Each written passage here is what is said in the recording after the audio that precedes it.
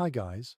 Tonight we drift together into a frost-blue dawn, where the world feels both impossibly wide and strangely close, as if snow has tucked everything under a single pale blanket.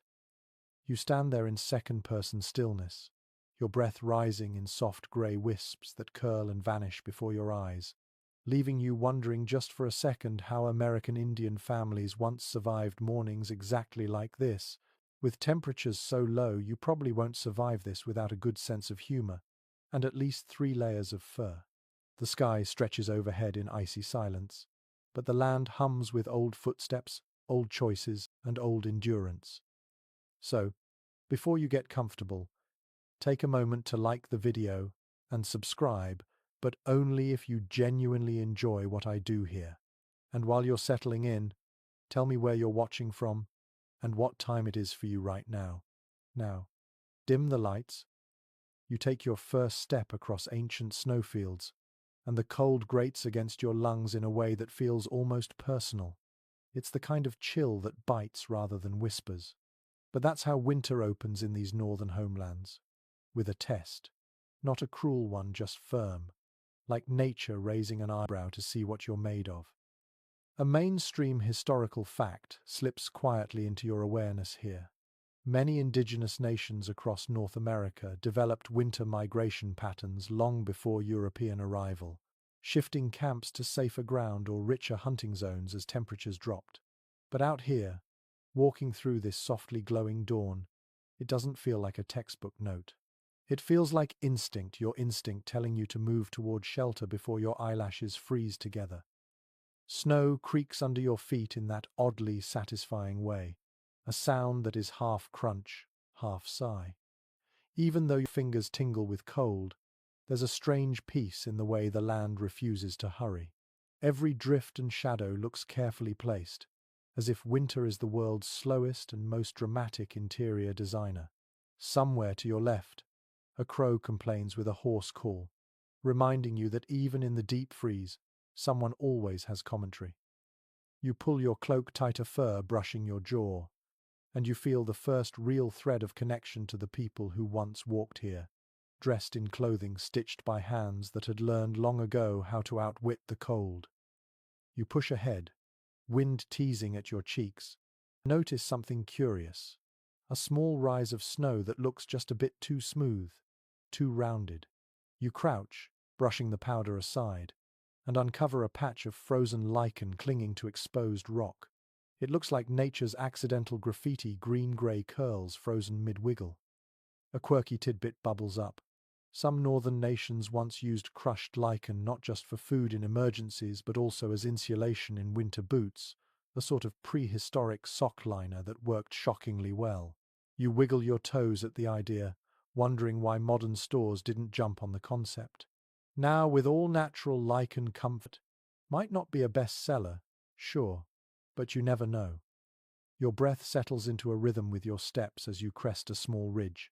Beyond it, a valley unfurls a white mirror of rolling hills, flecked with the darker silhouettes of spruce. Their branches sag under the weight of last night's snowfall, like elders sitting in quiet meditation. You pause, letting the sight fill you, because in this second-person story, you don't rush. Out here, rushing is how you end up stepping onto a snow crust that collapses right through to your knees. And honestly, you've already had enough cardio for one morning. As you descend into the valley, you try to imagine what life would feel like if this frozen world wasn't just a scenic adventure, but your yearly reality. You picture families moving in quiet lines, sleds creaking softly, children bundled so completely that their only visible features were playful eyes and the occasional runaway mitten. Snow would be both ally and adversary. It muffles sound, making travel stealthy. It also hides hazards, making travel unpredictable. You wonder, would you sense danger before seeing it? Would you trust the firmness of a shadowed drift? Would your ears pick up the subtle tonal differences between safe snow and you've made a terrible mistake snow? The cold sharpens your senses until every sound feels amplified. The brush of wind against your hood, the distant crackle of a frozen tree splitting under its own weight, Even your heartbeat feels louder in your ears. You're not alone, though, and you wouldn't have been alone historically either. Families move together, supporting one another through skill sharing and preparation that often span generations.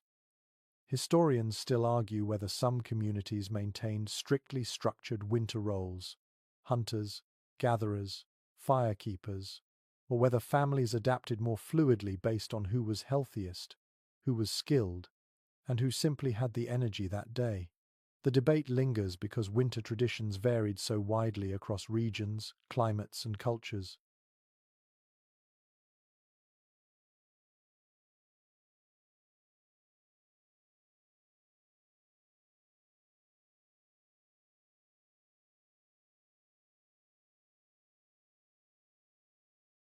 What was rigid in one area was flexible in another. You picture a few scholars hunched over heated debates, while somewhere in this frozen world, the ancestors they're discussing simply shrugged and did whatever needed to be done. Your boots scuff a patch of wind-polished ice, and you nearly slip, your arms flinging out with instant, undignified chaos. You recover, barely, and mutter something about the cold having a sense of humor. You're not imagining it, either. The land feels alive. Not in the spooky, something is watching you way, but in the everything here interacts way. Snow traps scent, wind rearranges terrain, sunlight shifts temperatures by degrees that matter deeply when you depend on the land. The indigenous families who walked here knew that each morning demanded a moment of reading the environment the way you might read a weather app. Except you can't swipe left to avoid a blizzard. The valley floor greets you with a softer silence. The air feels thicker here, bundled in the shelter of surrounding hills. Tracks stitch the ground in faint patterns, long, straight lines that might be from a snowshoe rabbit and delicate hop marks of some small bird. You kneel to study them, and in doing so, you slip further into the mindset of those who survived here. A hunter might read these as breakfast, afternoon assurance, or evidence that wolves have passed through earlier. A child might read them as puzzles or stories. You read them as continuity, evidence that life persists even when the world feels frozen solid. You move again, feeling the subtle shift from observer to participant. Snow thickens around your ankles, and the sky brightens into a paler blue, carrying just the faintest hint may be imagined of warmer light. You realize that winter survival wasn't just about toughness, it was about rhythm. Families learned when to move and when to stay, when to hunt and when to rest, when to watch the sky and when to trust the ground. You're part of that rhythm now, even if only in this bedtime story. Ahead, a thin column of smoke spirals through the air, barely visible, but unmistakably human. A sign of shelter, a sign of family, a sign of warmth waiting beyond the next cluster of trees. And so you begin walking toward it, breath steady, steps deliberate, carrying the first quiet threads of a story that will continue to unfold, one snow-softened mile at a time. You move toward that faint ribbon of smoke, letting each step sink softly into the snow as the cold settles into your bones with a kind of stubborn patience. The frozen morning is quieter now, almost expectant, the way a room feels when someone pauses just before speaking. You pass through a narrow stand of fir trees, their branches bending under weighty frost, and as you brush against one, a small shower of powder drifts down your sleeve like nature, tapping your shoulder to say, "Pay attention." The air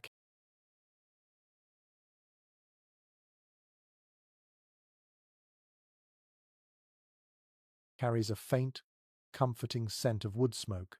It pulls you forward, because where there is smoke, there is fire, and where there is fire, there is shelter. You reach a clearing that seems to materialize from the trees, as if the forest simply stepped aside. In the center sits a winter lodge, built with bark panels, thick hides, and carefully layered boughs. It is humble but sturdy, a small marvel of engineering created to keep out cold that feels almost personal in how aggressively it tries to seep into every gap. You approach slowly, running your gloved hand along one exterior wall.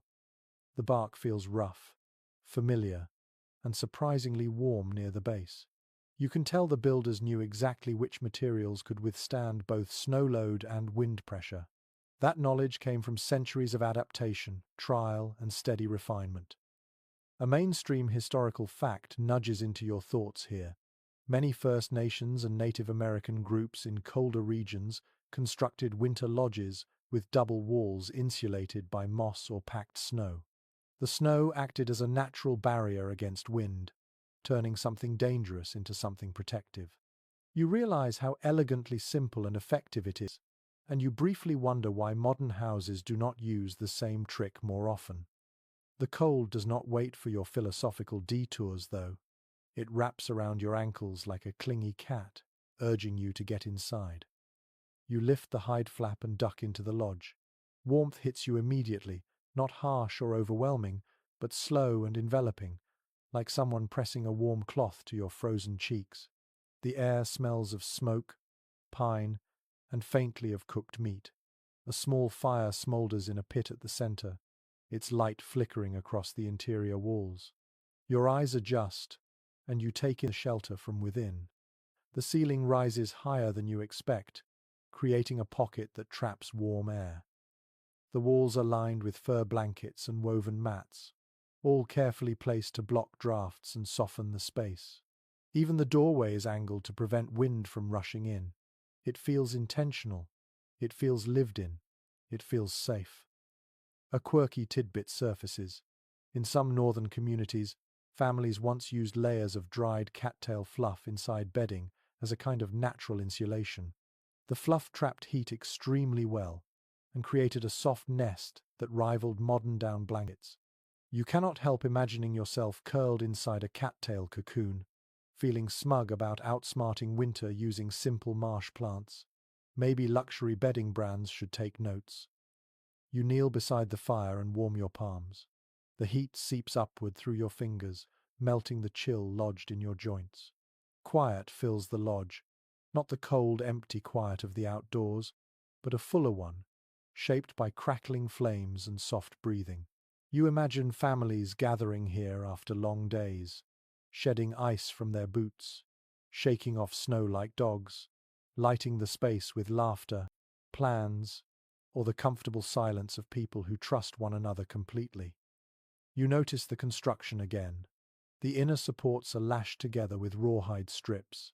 The bark walls are angled slightly inward near the top. There is a small vent above the fire, and yet almost no smoke hangs in the air.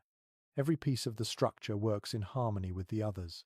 Historians still argue whether certain winter lodge designs were strictly regional innovations, or whether knowledge passed more widely between nations across trade routes. Some claim independent invention. Others insist cultural exchange played a larger role. You simply sit here in the warmth and appreciate how well it works, whether born from one mind or many. Your eyes drift to a bundle of tools resting near the far wall. An ice scraper made from caribou bone, a wooden scoop carved so smoothly it shines in the firelight, a pair of snow goggles crafted from birch with narrow slits to reduce glare. You pick one up. The surface is polished by many hands. It feels warm despite being wood. You marvel at how every item seems to belong here, not just as tools but as extensions of the shelter itself. This lodge is not a house in the modern sense.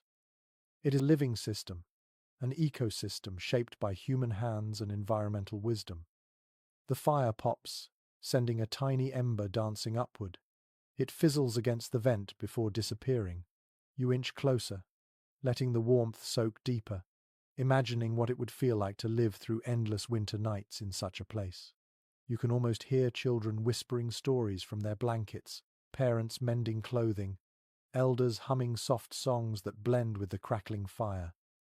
Your gaze shifts to the entrance flap. It moves gently with each current of air. Outside, daylight brightens, but the cold waits patiently. It always does. Winter is not aggressive. Winter is consistent, persistent, unapologetic. Families survive not by fighting it, but by understanding it, by shaping their homes to its rhythms, its temperatures, its moods. You think about how this shelter did not appear overnight. Every tree used in its construction was chosen with care. Bark panels were stripped during the warm months when they were flexible. Poles were cured for strength. Moss or grasses were gathered long before snow fell, dried, and stored for insulation.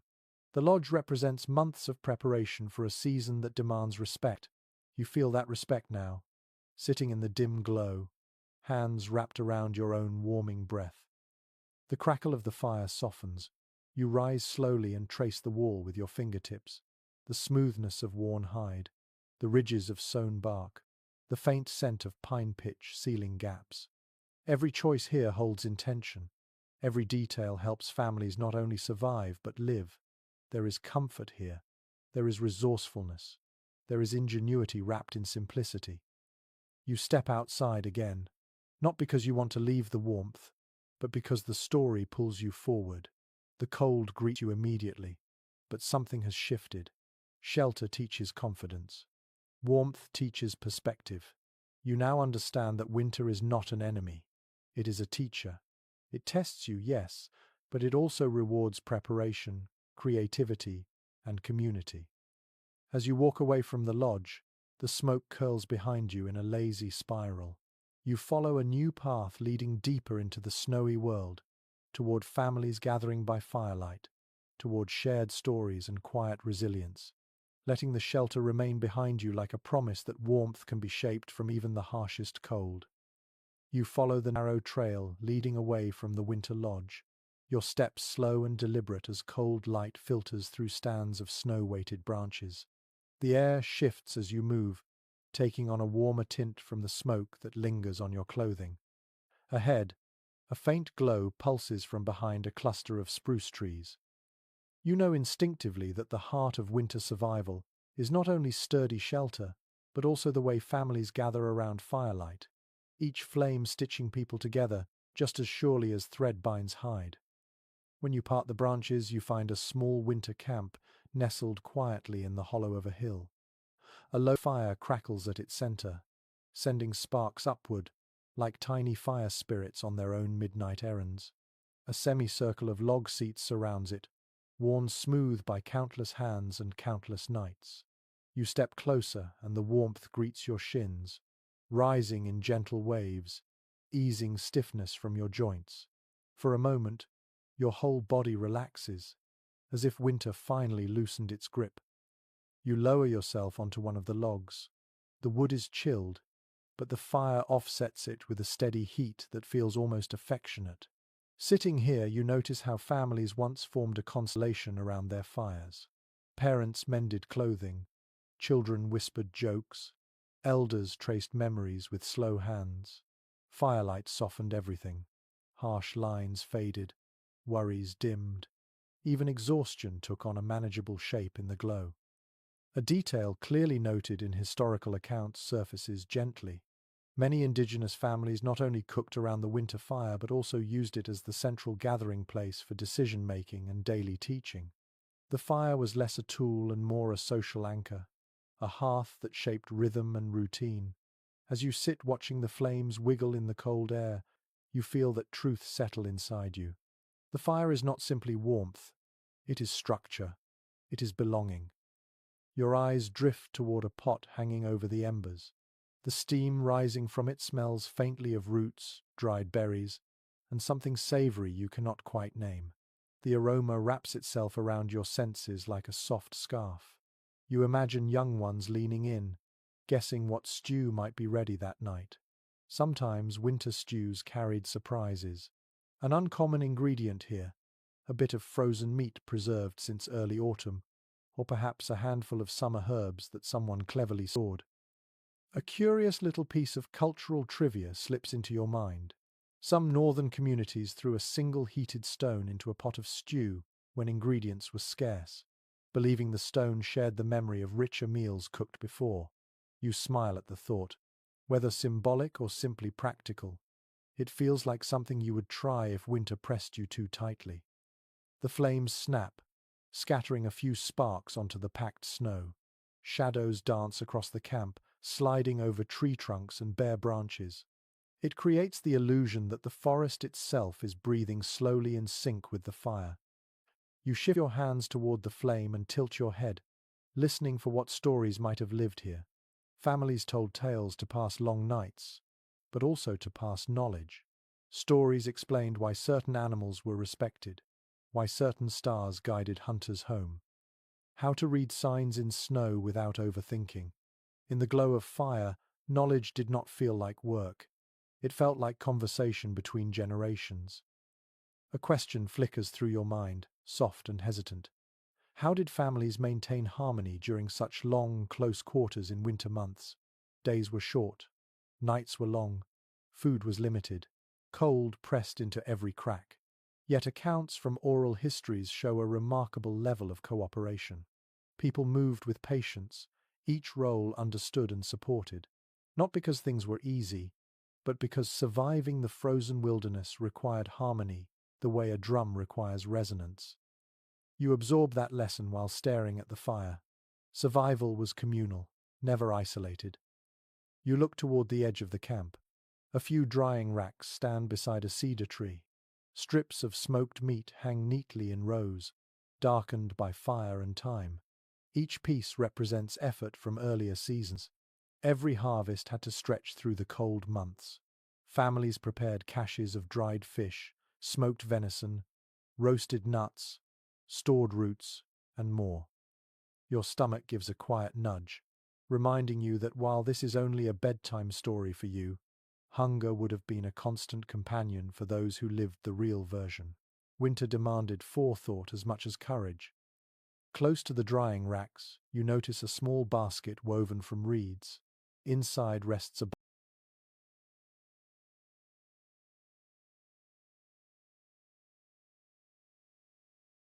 bundle of herbs, brittle yet aromatic. The scent drifts into the air, earthy and calming. Something in you senses that these were not only for cooking, but also for creating comfort. Herbal blends placed in winter bedding added fragrance and offered gentle reassurance. It is such a small thing, yet it reveals so much about how families tended to both physical and emotional warmth. A soft gust of wind pushes a bit of smoke toward you. You close your eyes for a moment, letting the smell drift through your senses. It is soothing and grounding. When you open your eyes again, you take in the camp from a different angle. The slope of the hill shields it from the harshest winds. The fire sits slightly below ground level for protection and for efficient heat. Nothing here is accidental. Every placement reflects understanding of cold and wind patterns. Some researchers remain divided about whether winter camps were always stationary throughout the cold season or whether certain families shifted slightly as conditions changed. Some point to archaeological evidence suggesting multi-week stability, while others highlight oral accounts describing midwinter adjustments when food grew scarce or storms rerouted travel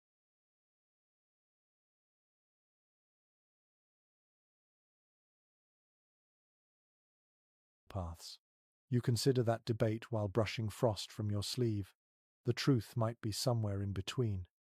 Flexibility was likely the true tradition. People moved when necessary, stayed when possible, adapted when forced, and rested when nature allowed it. You lean back and let the fire's glow warm your face. It creates the illusion of thawing the very air between you and the forest. Snowflakes drift from the treetops in slow spirals, each one catching the firelight for a brief, delicate second before settling quietly on the ground. Watching them fall feels strangely hypnotic. They remind you that winter is not just danger. It is beauty too, beauty that flourishes quietly, even in difficult places. Sitting here, you start to understand the emotional resilience required to face months of cold. Families leaned on stories, small comforts, shared meals, and the steady glow of firelight. They created warmth with more than fire. They created it with connection. You imagine someone passing a small bowl of stew to you now, nodding with a tired but gentle smile, as if to say you are part of the circle too. Gradually, the fire settles into deeper embers.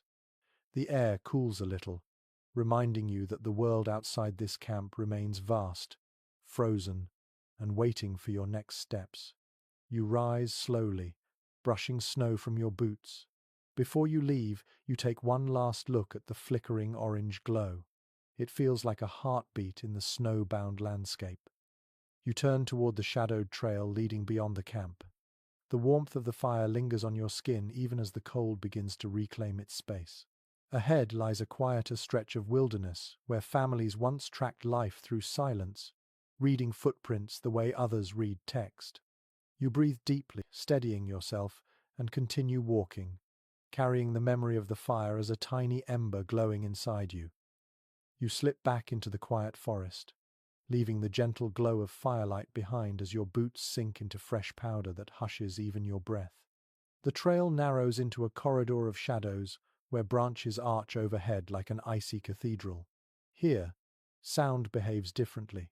Every step feels amplified while the world around you holds its breath. You move slowly, becoming aware that this is the landscape where indigenous hunters once read the snowy ground, the way you might read a page of familiar handwriting.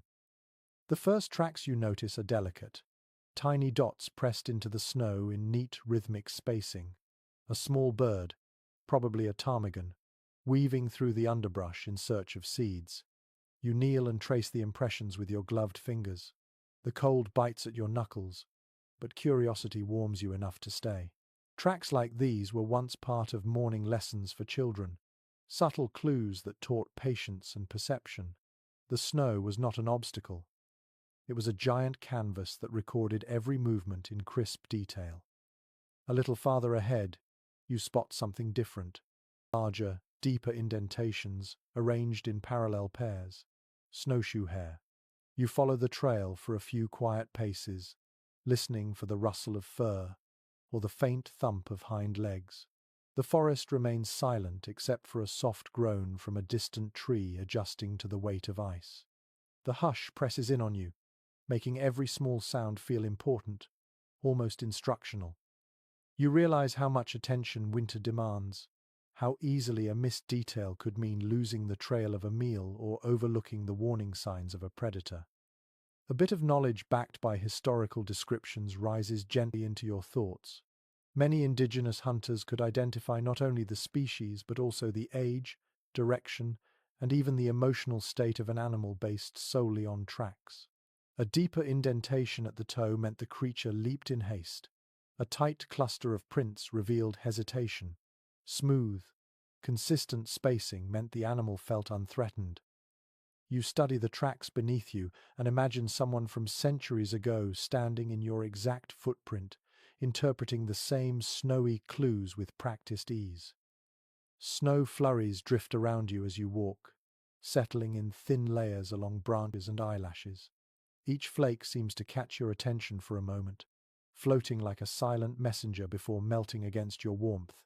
The deeper you go, the more signs you notice. A line of fox prints veering off toward a thicket.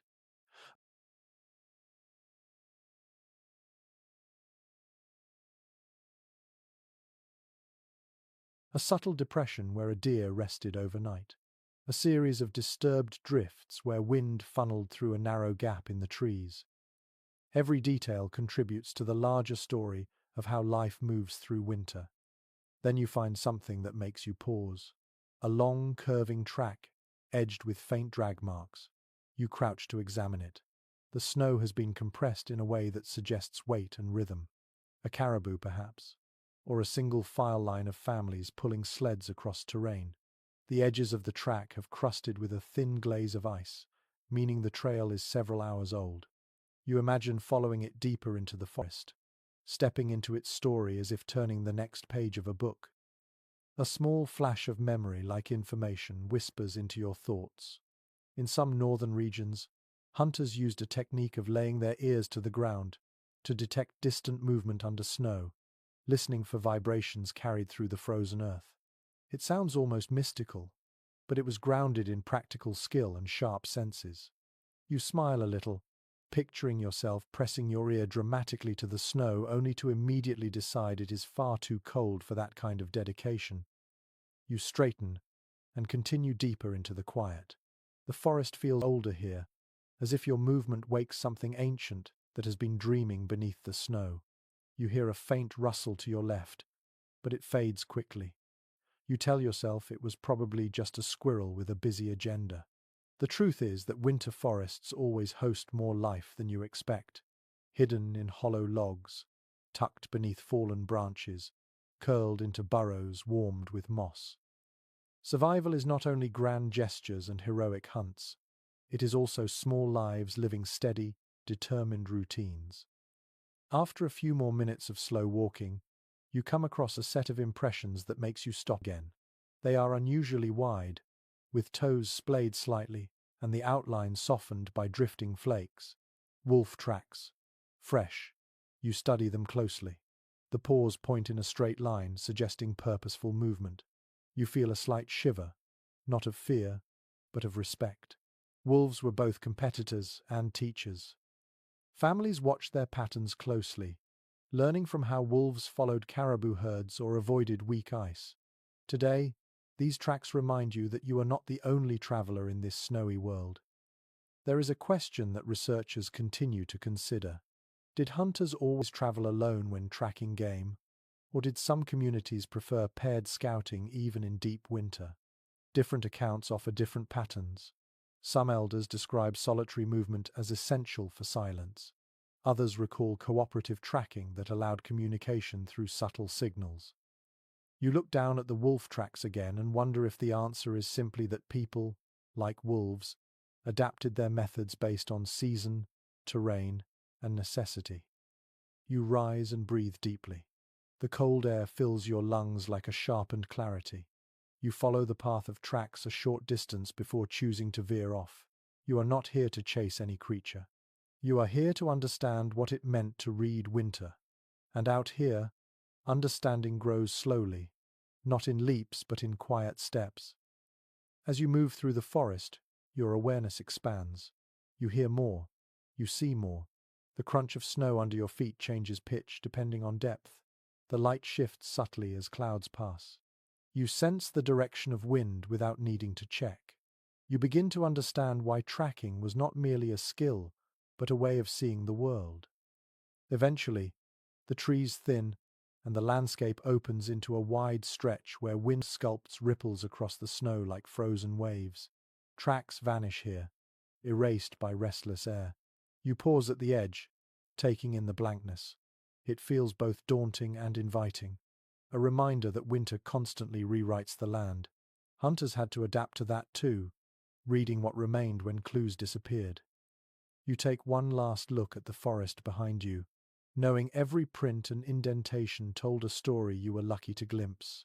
Ahead lies the frozen world of hidden food, icy waterways, and resourceful foraging. You draw your fur collar closer and step forward, letting the untouched snow become your next blank page. You step out onto a broader stretch of white that gleams beneath a pale sky.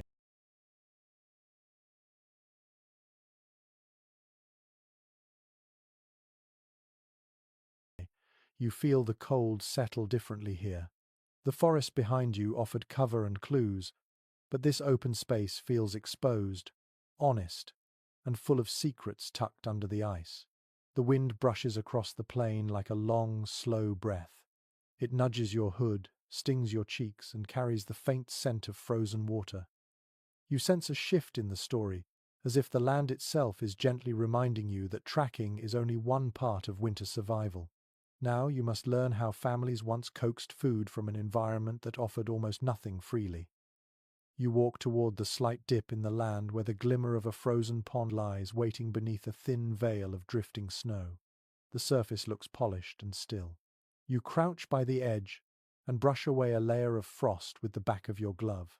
Smooth ice shines beneath your touch, clear enough that you imagine shapes shifting in the depths below. Fish, dormant but alive. Plants caught in winter stasis. The promise of food, if you know how to reach it. A memory drawn from historical practices surfaces quietly. Many indigenous communities developed techniques for winter fishing long before iron tools appeared. Some carved holes in the ice using bone-tipped chisels or stone picks that seemed almost delicate yet performed with surprising durability. Others kept narrow fishing holes open by placing snow shields around them to block wind and prevent refreezing. As you look at the frozen pond, you can almost hear the rhythmic tapping of a chisel against ice, echoing across a silent morning. You imagine kneeling beside a small opening in the ice with a spear tipped in antler or sharpened wood. The water would appear dark and swirling, the kind of darkness that makes you hold your breath without meaning to. Hunters waited with stillness so profound it almost felt like meditation. Every ripple mattered, every glint of movement signaled hope. When a fish drifted close, the spear flashed downward. Quick, precise, necessary. You rise from the pond edge and take a few steps toward a cluster of low shrubs dusted with snow. You bend closer, brushing aside a layer of frost to reveal the brittle remains of berries that once clung to the branches. These were not summer berries bursting with sweetness. Winter offered only the leftovers, the shriveled fruits that resisted cold through stubbornness rather than abundance. Yet families knew how to gather what remained. They plucked frozen berries to boil into broths, mix with fat for travel snacks, or to simply chew on for a burst of energy. You pick one now in your imagination, feeling its icy shell crack under your teeth, releasing a tangy note that tastes like survival rather than luxury. A strange but delightful piece of cultural trivia drifts into your thoughts. Some northern groups stored autumn berries inside hollowed pieces of birch bark buried beneath the snow, where the temperature remained cold enough to preserve them, but stable enough to keep them from turning brittle. You picture a family unwrapping one of these small bark containers in midwinter, opening it like a gift from warmer months. Inside, a few vivid berries glow with their original color, tiny sparks of summer in a world of white. You continue walking, your boots crunching steadily as you approach a small ridge. The wind here has carved shallow waves across the snow. You follow one of the rippled lines and notice something interesting. Beneath a thin crust of ice and snow, a mound rises slightly. You tap it with your heel and hear a hollow thud, a cache. Someone long ago stored food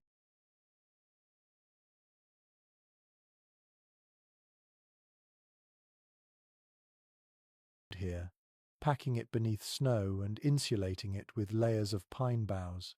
Caches kept food cold but protected from scavengers. They were winter treasure chests built by skill and foresight. You kneel and brush snow aside. Even though the cache before you is only a suggestion imagined into existence from stories you have absorbed, you can picture what once filled these hidden pits. Smoked fish wrapped in bark, dried venison tied in bundles, roots collected before the first frost, maybe even slabs of frozen marrow tucked into the center for nourishment when the cold felt too sharp to bear. Opening such a cache in the middle of winter would have felt like striking gold. Not greedy gold, gratitude gold. You stand again, letting your gaze sweep across the plain. Farther ahead, the land dips into a marshy area now frozen solid. Tall reeds poke through the ice like dry paintbrushes. Their brittle tips rattle in the light wind. You walk toward them, intrigued by their resilience. Cattails once grew here in abundance. Even in winter, families found ways to harvest the starchy cores of cattail roots by breaking through the ice and digging with gloved hands. The roots were boiled into pastes, cooked into cakes, and even dried for storage. You step onto the frozen marsh, the surface shifting slightly under your weight. You imagine kneeling here, fingers numb but determined, tugging a root free while cold mud clings to your gloves. A thread of uncertainty drifts into your mind. Some researchers continue to discuss whether winter foraging followed strict patterns or whether families adapted freely based on the year's conditions. Accounts vary, reflecting the diversity of languages, landscapes, and traditions. Some regions offered reliable plants even in cold months. Others required a constant blend of fishing, hunting, and creative gathering. Standing here on the frozen marsh, you realize that the debate matters less than the truth that people always found ways to adapt. Adaptation was not theory, it was instinct. You leave the marsh and follow a narrow frozen stream that winds between two low hills. Along its edge, you see impressions in the snow caused by someone kneeling repeatedly. You pause, studying them. Ice fishing spots. Someone once sat here with patience and confidence, trusting that the water beneath the surface held life waiting to be coaxed upward. The thought humbles you. Winter foraging was not random. It was practiced with a quiet discipline that feels admirable even across centuries. The stream leads you toward a cluster of spruce trees heavy with snow. You brush your hand along one branch. Snow falls in a soft cascade, revealing the needles beneath. The scent is sharp and clean. Resin and cold air. You breathe it in and feel clarity spreading through your ribs. Spruce tips, harvested in their tender spring stage, were often dried and kept for winter teas rich in vitamin C. Families sipped these teas to prevent scurvy long before explorers worried about such things. It is astonishing how knowledge hidden in daily rituals could have saved countless travelers who never thought to ask. You move past the trees and reach a small slope where the snow has been disturbed. You kneel and see the faint outline of a trap imprint. Perhaps a simple loop snare, made from rawhide or twisted fiber, once lay here. Small game provided reliable protein during lean months. Setting traps required both patience and understanding of animal habits. Hunters placed snares along narrow paths, near burrows, or beside tree roots where rabbits and other creatures traveled frequently. You run your glove through the snow and imagine checking traps at dawn, finding just enough to feed a family for another day. The sky shifts as you continue walking. Pale gold spreads across thin clouds, hinting at afternoon light. Long shadows trail behind you. Winter light is fleeting, a soft visitor rather than a bold presence. Families learn to work within its limits. Gathering, chopping, fishing, trapping, everything had to be timed well, because darkness arrived early and brought its own challenges. You approach a stand of birch trees with pale trunks that glow against the snow. Birch bark provided more than building material. It burned quickly even when damp, making it essential for starting fires in cold months. It also carried natural oils that resisted rot, allowing families to fashion containers for storing winter foods. You peel a tiny strip of bark from a fallen piece and examine its layered texture. It feels light and unexpectedly strong, like something designed specifically for human hands. As you stand there, breathing in the crisp scent of birch, you sense that winter foraging is not simply about finding food. It is about cultivating a relationship with the land where nothing is wasted. Every part of a plant, every scrap of a root, every fish pulled from under the ice. Survival is not a conquest, it is a conversation. And your conversation with the land is not finished. Ahead, the horizon gleams with a new promise.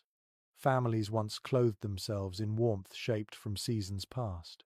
The frozen wilderness demands protection, and you are about to step into a world of furs, hides, and craftsmanship that turned cold into comfort. You step away from the birch trees and follow the quiet slope downward until the forest gathers close again, its shadows stretching long fingers across the snow. The air changes here. It feels thicker, softer, as if every sound is bundled under layers of silence. You sense you are walking into a place where warmth is crafted rather than found, where families shaped protection with patient hands long before winter had the chance to bite. The trail bends slightly, leading you toward a small clearing. Hanging from a sturdy spruce branch is a cured hide swaying gently in the cold breeze. Its surface gleams faintly, smooth in some places and textured in others, like a map of past seasons. Someone once scraped and stretched it with meticulous care, softening it until it became supple enough to wrap around a body. You stop before it, imagining the hours of labor that transformed raw skin into something warm enough to keep life steady through frozen months. You run your glove across the hide. It creaks quietly. You feel a softness beneath the firmness, the kind of softness that comes only from repeated handling, from experienced fingers smoothing and working the material until it responds like fabric. Many indigenous communities developed a deep mastery of hide preparation. One grounded detail that historians have recorded is that brain tanning, a method using the natural oils found in animal brains, produced remarkably soft and durable leather. The process required soaking, stretching, smoking, and endless patience, transforming a simple hide into a garment capable of shrugging off winter itself. You picture someone kneeling by a rack, stretching a newly cleaned hide with a bone scraper shaped like a crescent. The tool glides across the surface in rhythmic strokes. A fire burns nearby, sending up lazy curls of smoke that will later infuse the hide, giving it flexibility and a smell that lingers for years. The work is steady and calm, almost meditative. Even children would help, learning how to recognize when a hide was ready for the next step. This was not simply craft. It was heritage passed through hands rather than words. A small mound of snow catches your attention. You brush it aside and discover a bundle of furs half buried for storage. You unfold one cautiously. It is thick and plush, with guard hairs shimmering like frost lit by starlight. Perhaps it once belonged to a wolf or a lynx, animals whose winter coats were dense with warmth.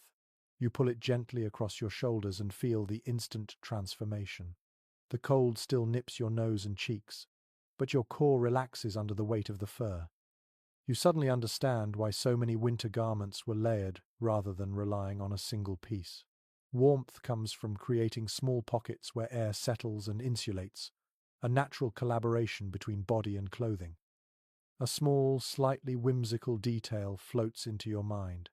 In some regions, people stitched jingling ornaments made from hollowed bone or carved antler onto winter garments, not for decoration alone but to help locate children when deep snow muffled sound. Imagine tiny bells softly chiming through snowfall, a gentle reassurance that the little wanderers were not far. The idea warms you unexpectedly, a reminder that survival was not only serious work but also full of tender creativity. You continue walking, carrying the fur across your arms. Ahead, a partially constructed winter parka rests on a wooden frame. The seams are fine and tight. Strips of sinew, carefully twisted and dried, hold the pieces together with a strength that rivals modern thread. You touch one seam and marvel at how precise it is. The person who stitched this knew exactly how to align fibers so that the final garment would withstand wind that feels sharp enough to carve stone. Some researchers still discuss the origins of certain stitching patterns found in winter garments across different regions. Were the similarities evidence of shared ancestry, traveling artisans, or simply nature guiding people toward the most efficient design? The debate has never reached full agreement, a reminder that winter clothing, like winter survival, was shaped by countless individual and communal choices layered over centuries. You pick up a pair of boots resting beside the frame. They are lined with fur turned inward, soft enough to cradle bare feet. The outer layer is tougher, likely made from moose hide or caribou leather. You slip your hand inside and feel warmth cling instantly to your skin. In some northern communities, families tucked dried moss inside boots to absorb moisture and maintain insulation. You can almost feel the gentle cushioning of that moss now, a surprising comfort in a world that seems built from ice. As you turn the boots in your hands, you notice how the soles are slightly curved. They seem designed to glide across snow rather than sink into it. Every detail serves a purpose. Protect the foot, keep warmth in, shed snow efficiently. Nothing about these garments is accidental. Winter demands intention with every stitch, every cut, every choice. You drape the boots over your arm and move deeper into the clearing. A long coat hangs from a wooden peg driven into a tree trunk. The coat is adorned with small quillwork patterns made from dyed porcupine quills pressed into softened hide. The colors have faded slightly, but the design remains intricate. These patterns are more than decoration. They can mark family lineage, convey stories, or simply reflect an artist's joy in adding beauty to necessity. You trace one pattern with your fingertip, feeling the subtle ridges. The coat carries warmth, protection, and identity all at once. You pause and look around.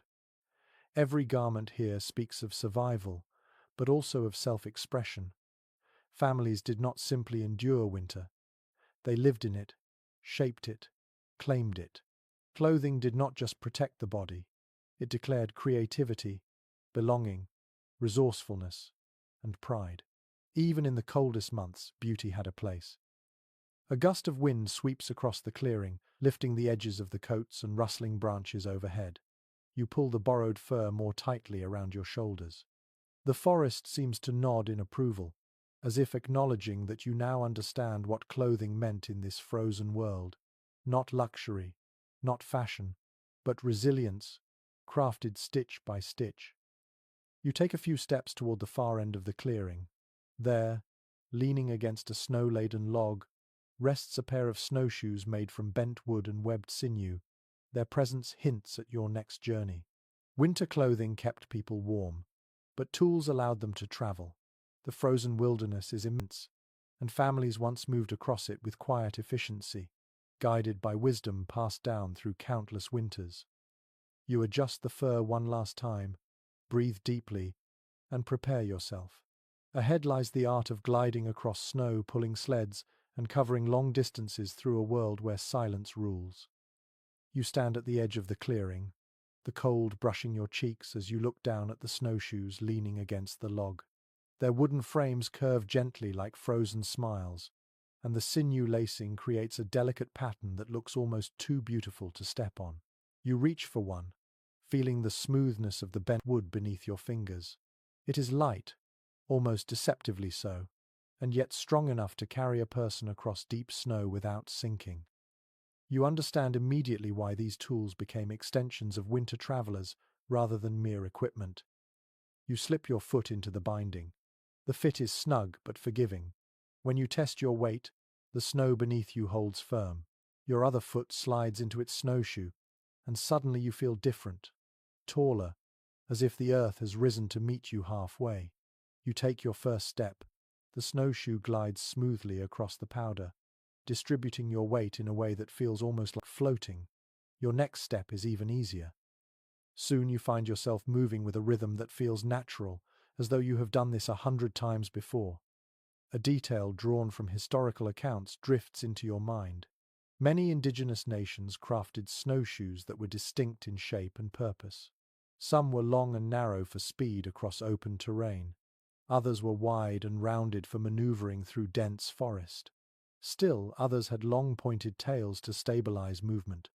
The diversity reflected not only creativity, but also a deep understanding of each region's wind, snow type, and landscape. You glance at your own pair and realize how carefully every bend and weave must have been calculated. You glide forward through the trees. The sensation is strange at first, almost like walking on the surface of a frozen cloud. The snow shifts beneath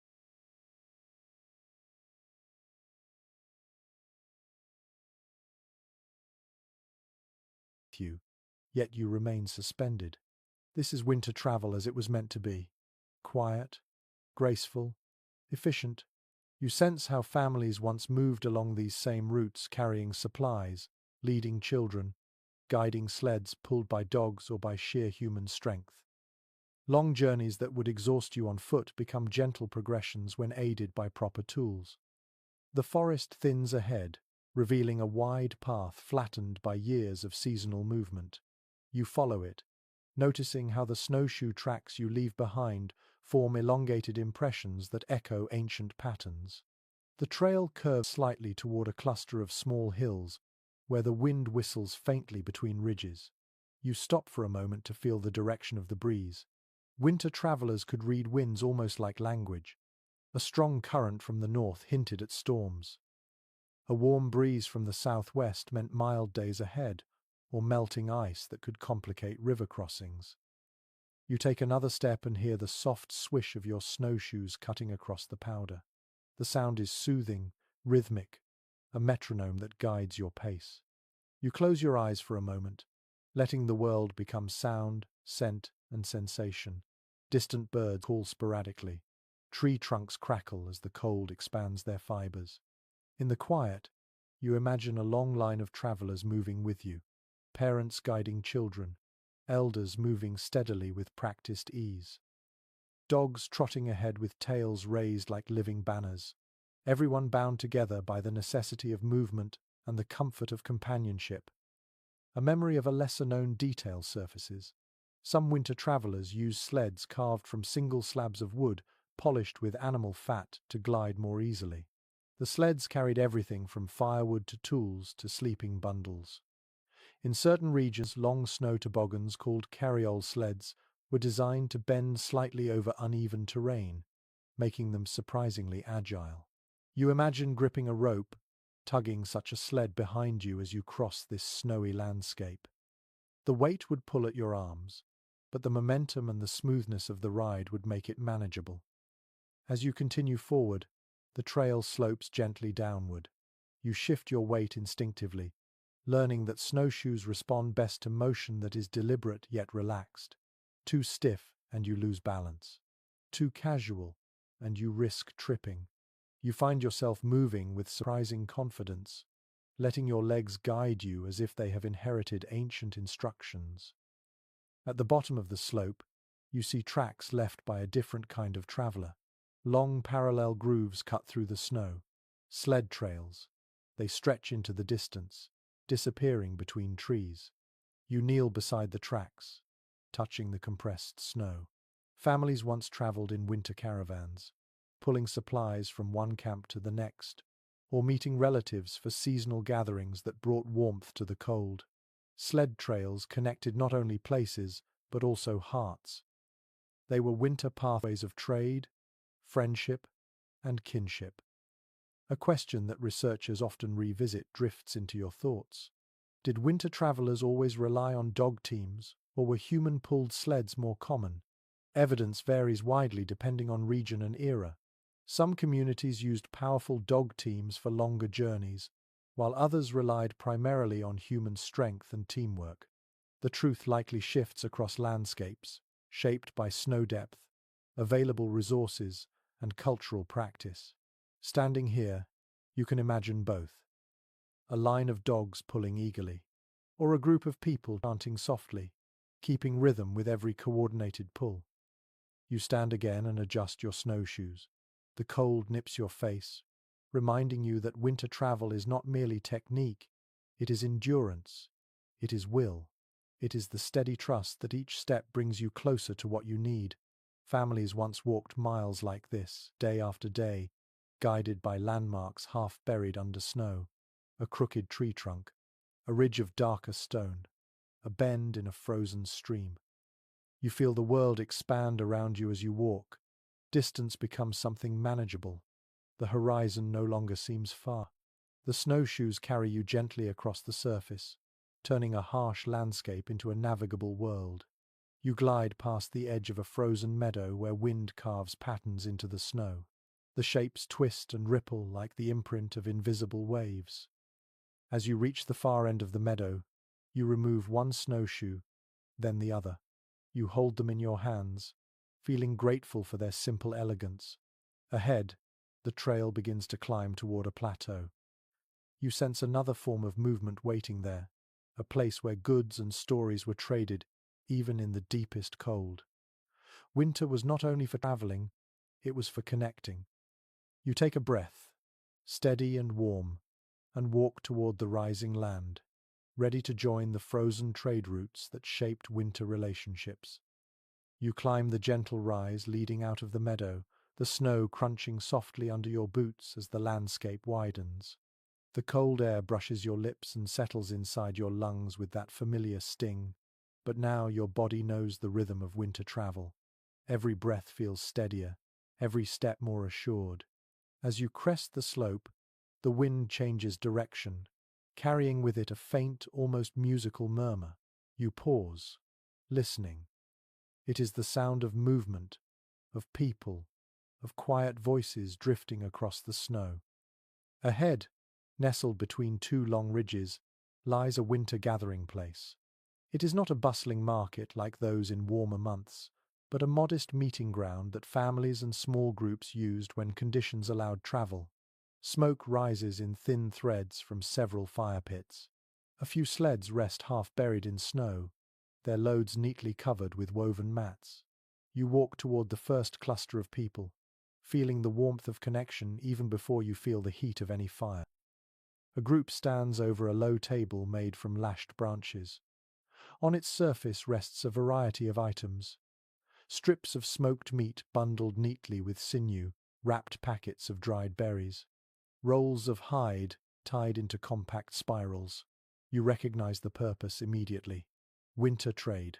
The quiet exchange of goods, stories, and news.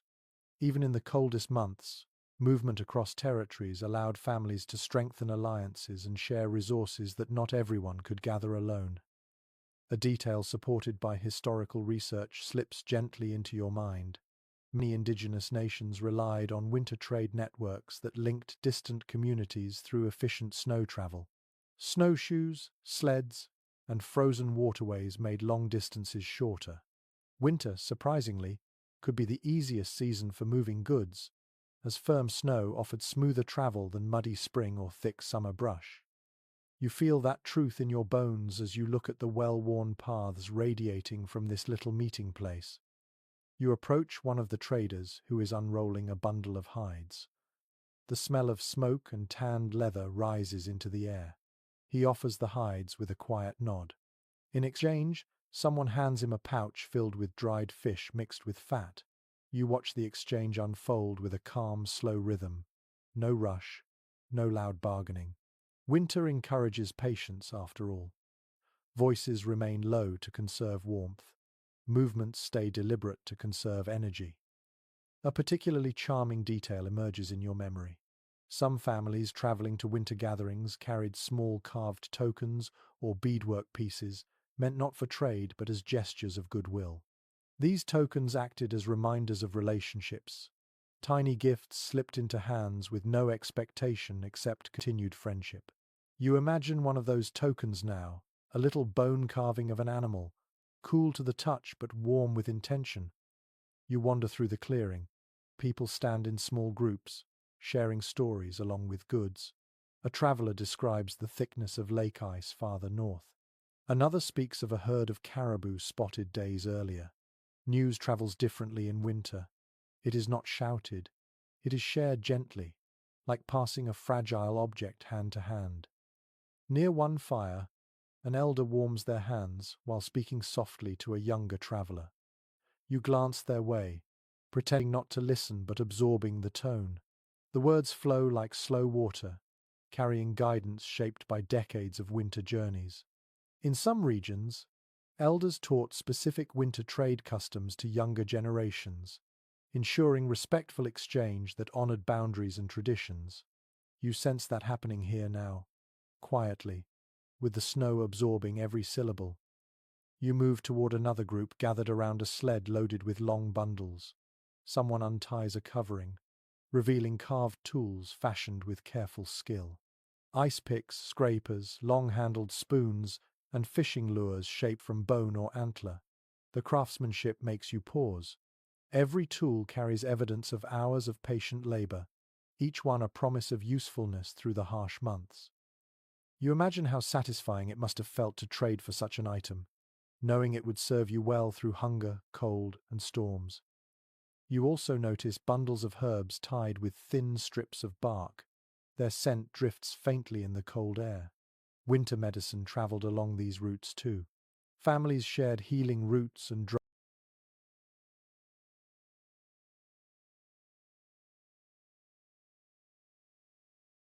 dried plants that helped with coughs, sore muscles, or sleepless nights. The exchange was not only practical but deeply caring. To share medicine was to share protection. There is a lingering question that scholars have often discussed. Were these winter gatherings primarily for trade, or were they just as important for maintaining social bonds, arranging future visits, and renewing alliances? Different accounts portray different emphases, and the truth likely shifts with each group and each winter. Standing here, watching people exchange both goods and warm glances, you sense that winter trade had never been just about objects. It was about community surviving together. You continue walking, your boots sinking slightly in the packed snow between the fires. Children play near one of the sleds, their laughter muted by the cold but unmistakably bright. They chase each other, leaving small crisscrossing tracks that overlap like a woven pattern. Their presence reminds you that not all winter moments were serious. Even in a frozen world, joy had room to flicker. Another trader crouches beside a stack of birch bark containers.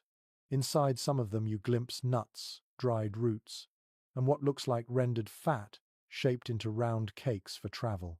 The scent of dried fish hangs in the air. A pot simmering nearby whispers with bubbles as steam curls upward, carrying the fragrant promise of winter stew.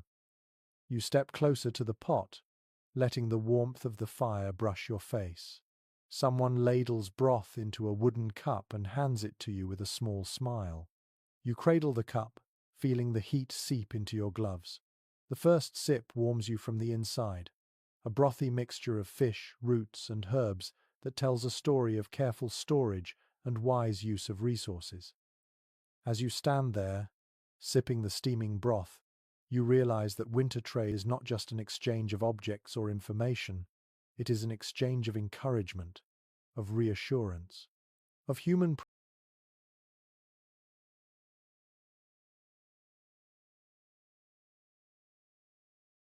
presence in a landscape that sometimes feels too vast. You finish the cup, hand it back with gratitude, and step aside to watch the bustle continue. Eventually, the meeting ground grows quieter as people begin to pack their sleds. The sky has shifted toward a deeper shade. Snow clouds gather on the horizon. You sense that it is time for the travelers to move again before the weather closes in. One by one, groups head toward their chosen paths, leaving behind only soft trails in the snow. You follow a different path, one that winds toward a cluster of trees where a faint, herbal scent drifts on the air. Something warm and healing waits there. Winter survival was not only about food or trade, it was also about tending the body when cold and exhaustion weighed heavily. You breathe deeply and walk toward the trees, ready to step into the world of winter medicine. You follow the narrow trail leading away from the trading ground, your boots sinking into snow that feels softer here, as if the earth is cushioning each step in anticipation of what lies ahead. A thin ribbon of steam rises in the distance, drifting through the trees like a quiet invitation. As you move closer, the air changes. It carries a faint blend of spruce, dried berries, and something subtly sweet that lingers on your tongue even before you breathe it in fully. You realize you are approaching a winter healing lodge, a place where families tended bodies worn down by cold, hunger, and constant movement. The lodge sits tucked between tall evergreens, their branches forming a natural windbreak. A thin layer of smoke escapes from a small opening in the roof. Warm light glows from inside, flickering gently through gaps in the hide covering the entrance. You lift the flap and step in, greeted by a wash of fragrant heat that clings to your skin like a comforting hand. The interior feels close and dim, but not cramped. It feels intentional, like a womb carved from winter. A low fire burns in the center of the lodge. Over it hangs a pot filled with a dark, bubbling mixture of herbs. The scent curls upward, rich and earthy. You kneel beside the fire and let the warmth seep into your limbs. Families once depended on winter medicine with a seriousness that feels reverent. When frostbite nipped fingers, when coughing lingered too long, when fatigue crept into bones like slow-moving ice, healers stepped forward with knowledge passed down through generations. A grounded fact from traditional practices hums quietly into your thoughts. Many indigenous communities used spruce resin as a natural antiseptic. When mixed with warm water or boiled into a salve, it soothed cuts, sore joints,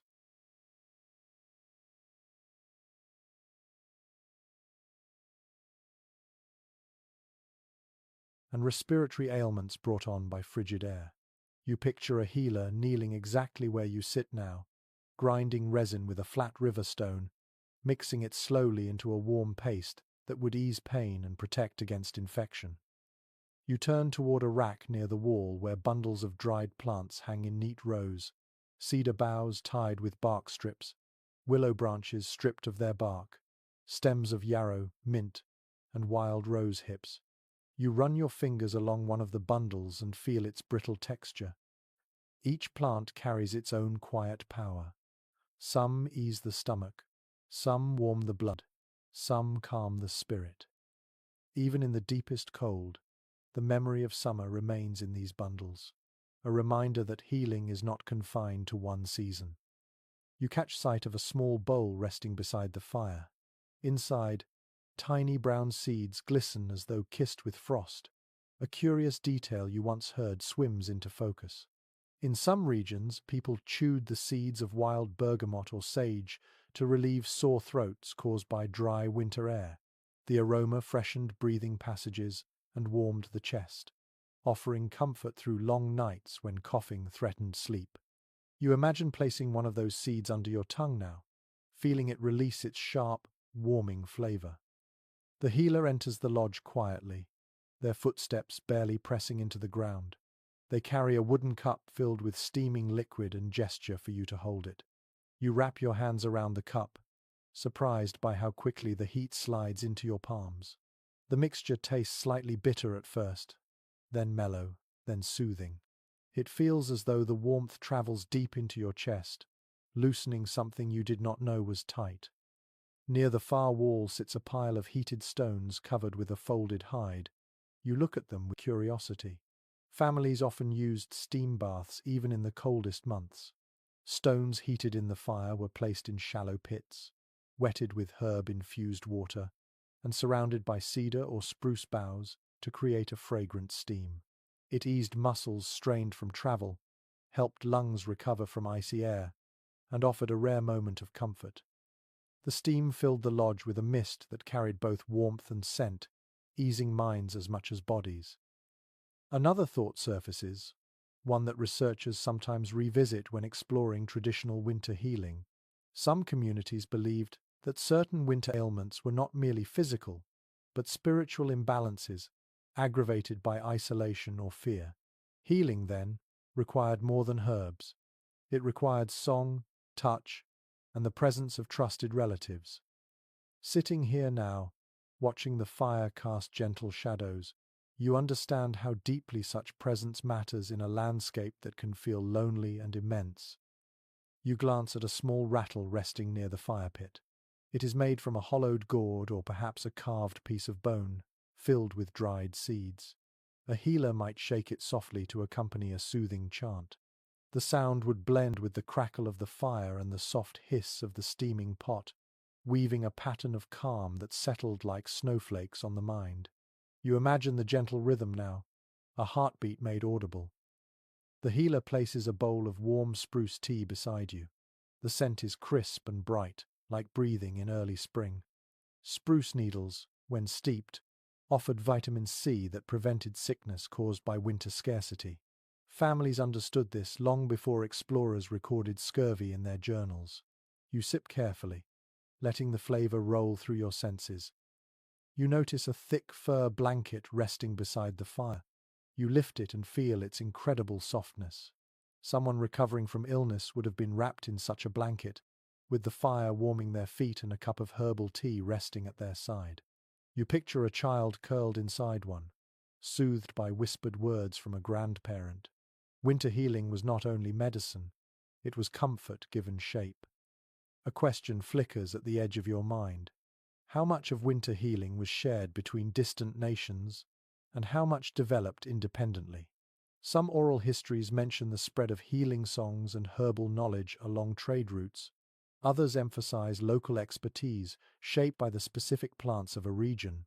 The answer remains layered and complex, like the scent inside this lodge.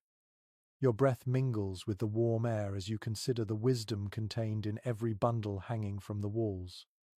You finish your tea and stand slowly. The healer nods in quiet acknowledgement. You push open the hide flap and step back into the bright cold. The air feels gentler now, softened by the warmth in your chest. Snow sparkles around you, as if welcoming you back into its vastness. You move forward, leaving the healing lodge behind. Ahead, the sky widens into a canvas of deepening blue.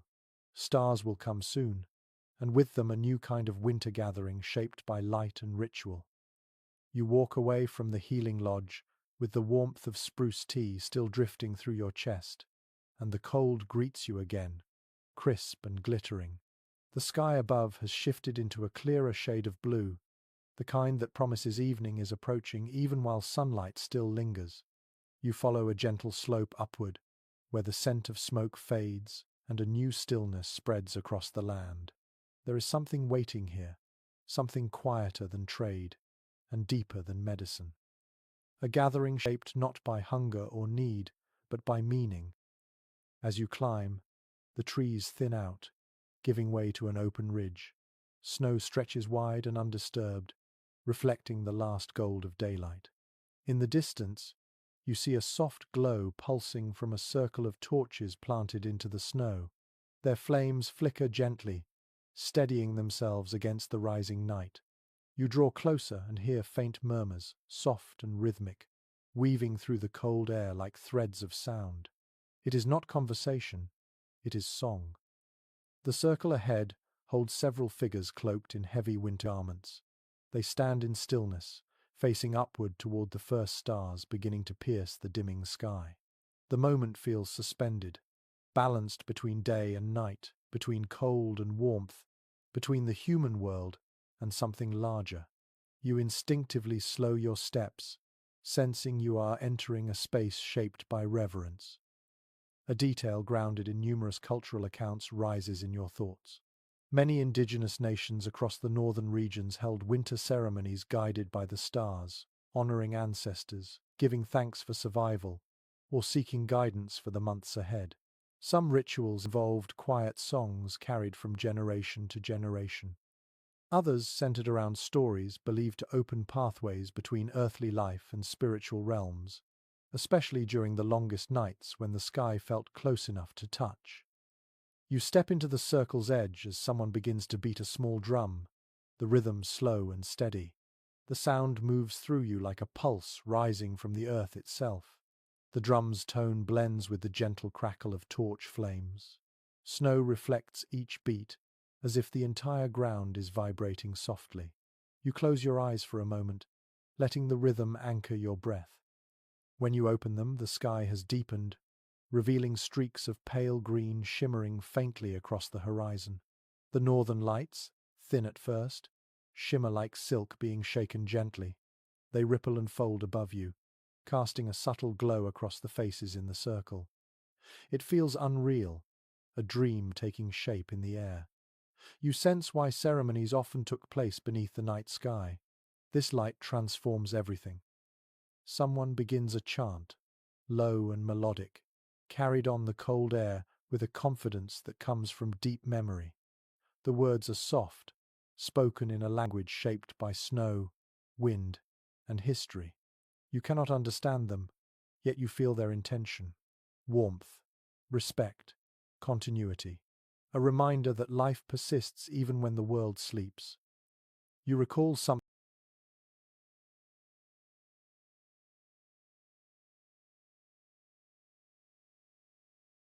that researchers have observed. Many winter ceremonies combined practical guidance with spiritual expression. Storytelling taught lessons for survival.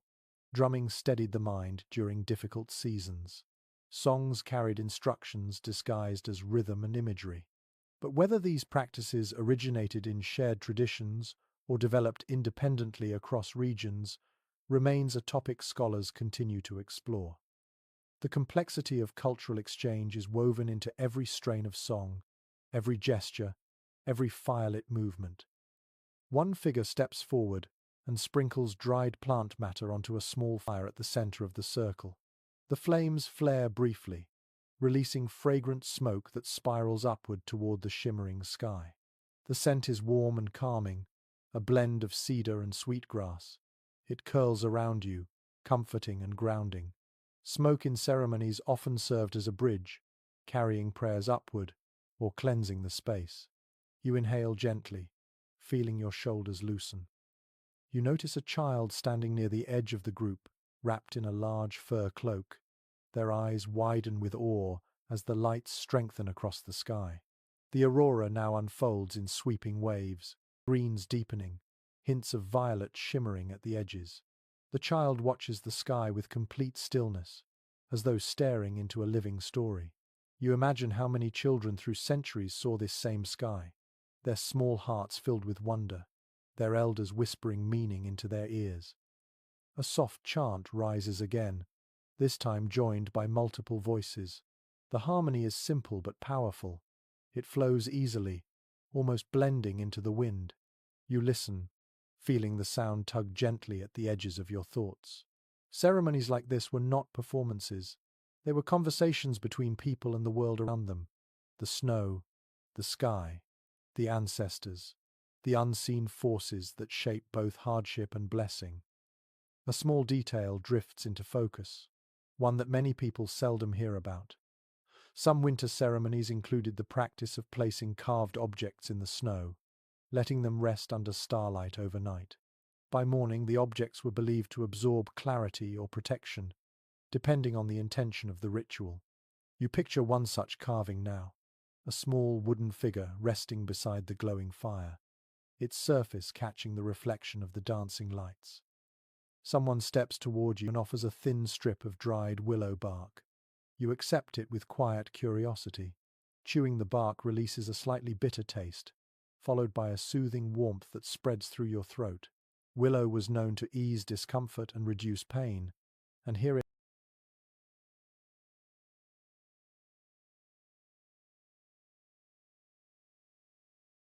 acts as both medicine and symbolic participation in the ceremony.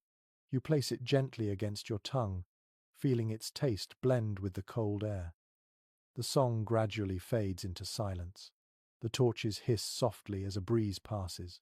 The aurora continues its shimmering dance, now brighter, rolling across the sky like a slow-flowing river of light. Everyone in the circle stands still, watching in shared silence. You sense that this is the heart of the moment, not the singing, not the fire, the quiet. The collective breath held in reverence for a sky that has captivated generations. You tilt your head back and let the lights fill your vision. You feel the cold on your cheeks, the warmth of the ritual smoke in your hair, the vibration of distant drumbeats lingering in your chest. You understand why families gathered for ceremonies like this. Winter is long, harsh, and sometimes lonely, but gatherings create belonging. Rituals create meaning. Light creates hope. When the group begins to disperse, you remain for a moment longer. The snow around you glows faintly with the reflection of the sky. The torches flicker.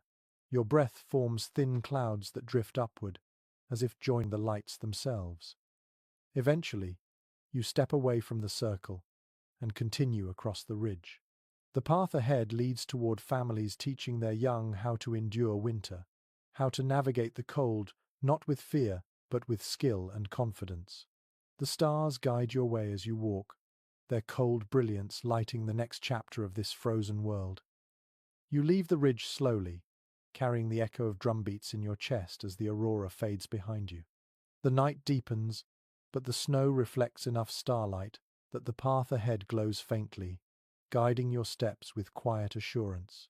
As you walk, you hear something different from the solemn rhythm of ceremony. Soft laughter, light footsteps, a higher-pitched voice humming a familiar tune. You follow the sound until the trees part to reveal a small clearing where families gather to teach their young how to survive the frozen world. The space is calm, rimmed by tall spruces that block the strongest winds. A fire burns at the center, its light flickering across a ring of bundled children who sit with wide eyes, each clutching a small tool. Their elders kneel among them, patient and alert. Teaching in winter is not loud or hurried. It is woven into the slow rhythm of night, where every sound can be heard clearly and every lesson lingers in memory. You approach quietly, taking a place near the outer edge of the group. One elder holds a piece of hardened snow in their hand and presses it gently, showing a child how to test the crust before stepping. The child mimics the gesture, poking the snow and listening for the faint crackle that warns of weakness beneath the surface. You watch with interest, realizing that children learned from an early age how to read the land as naturally as they read a face. Snow had tones, ice had moods. Trees offered hints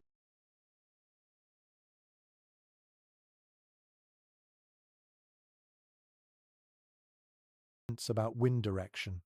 The winter world spoke constantly, and children were taught how to listen.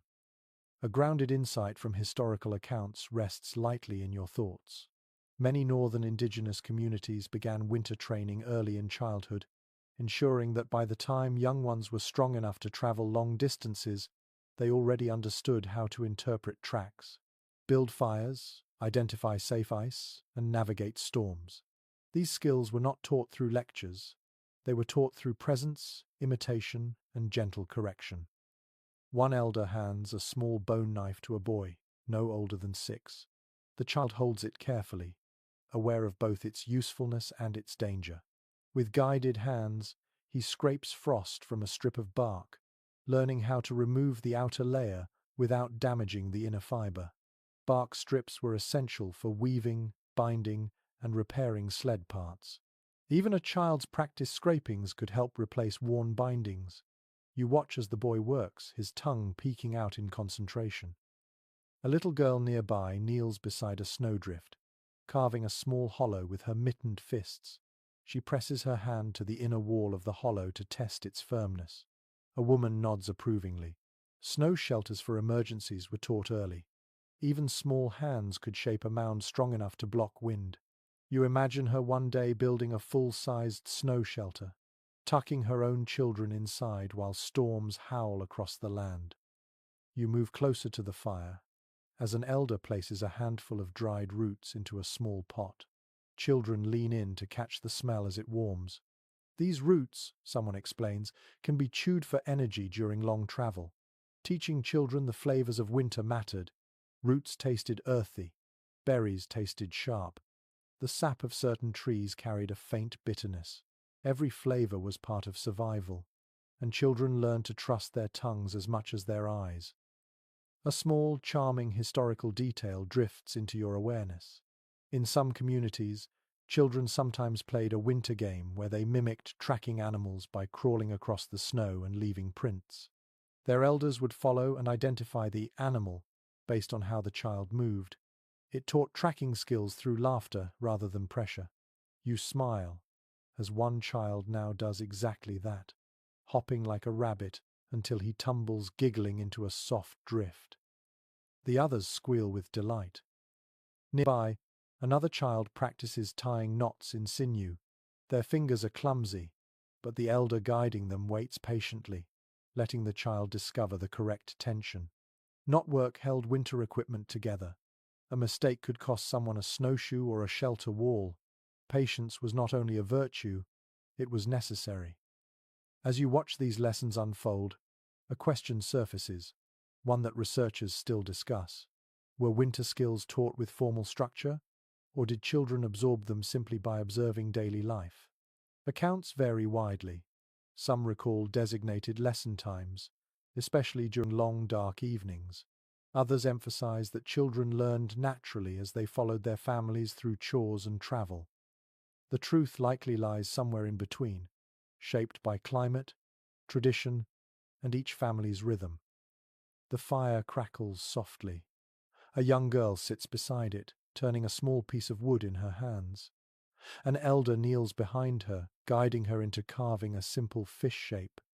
The motion is slow and deliberate. The elder whispers something, and the girl smiles. Carving was not only practical, it strengthened coordination, focus, and pride. You imagine the girl someday shaping tools for her own family, the memory of these early lessons warming her even more than the fire before her. You notice one child standing slightly apart, looking upward at the sky. The stars reflect in his eyes. Winter nights often sparked curiosity. Children asked questions about constellations, spirits, and ancestors.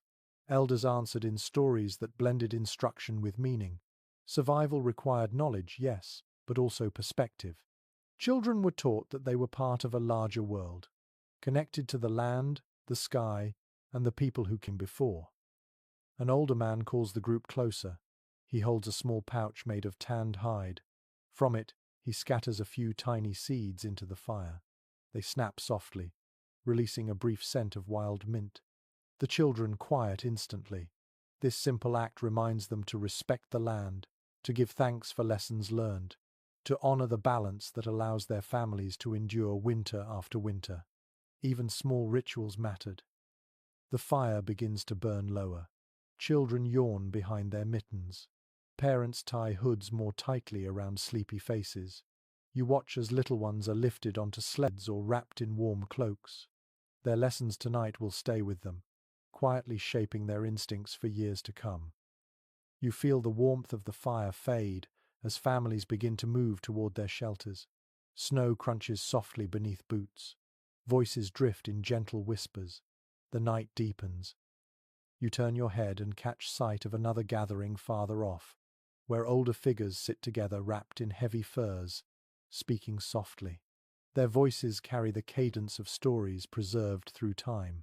You realize you are being drawn toward them next, for winter survival was not only taught through hands and action, it was also preserved through tales whispered in the long night. You leave the clearing where children learned their winter lessons, and the night folds around you once again. The stars have brightened, scattered across the sky like frost crystals caught in moonlight. The cold feels sharper now, but not unfriendly. It nudges you forward, pushing you toward the sound that drifts gently through the trees. A low hum, a soft voice, a rhythm that seems older than the snow beneath your feet. You follow the sound until the forest opens into a small hollow lit by a single fire. Figures sit in a wide circle, wrapped in thick furs, their silhouettes moving gently with the sway of their breaths. You immediately sense that this gathering is not meant for work or instruction. It is meant for memory. You lower yourself onto a patch of packed snow at the edge of the circle. The fire snaps softly, sending tiny sparks upward where they vanish before reaching the sky. The warmth brushes your face, and the shadows flicker across the lined faces of those seated closest to the flames. These are elders, the keepers of winter stories.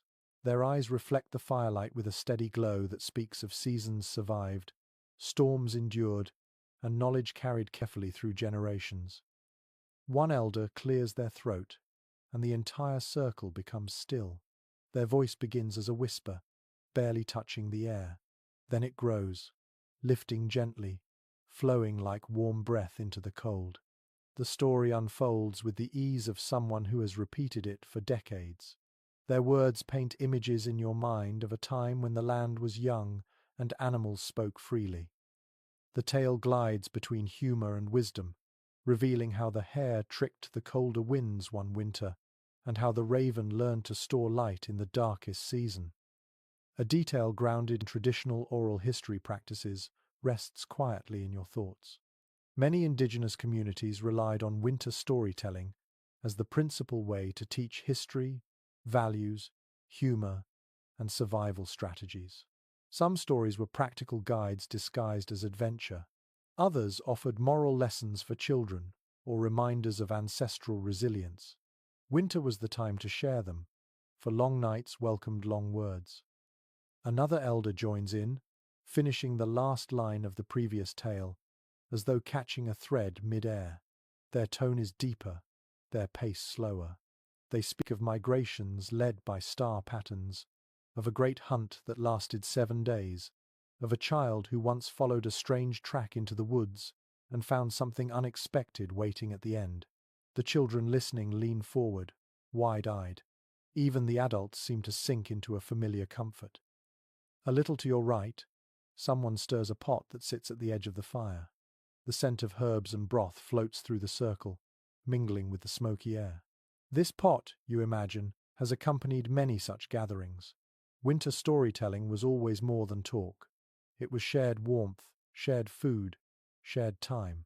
You feel your stomach react gently to the smell. The aroma does not interrupt the stories.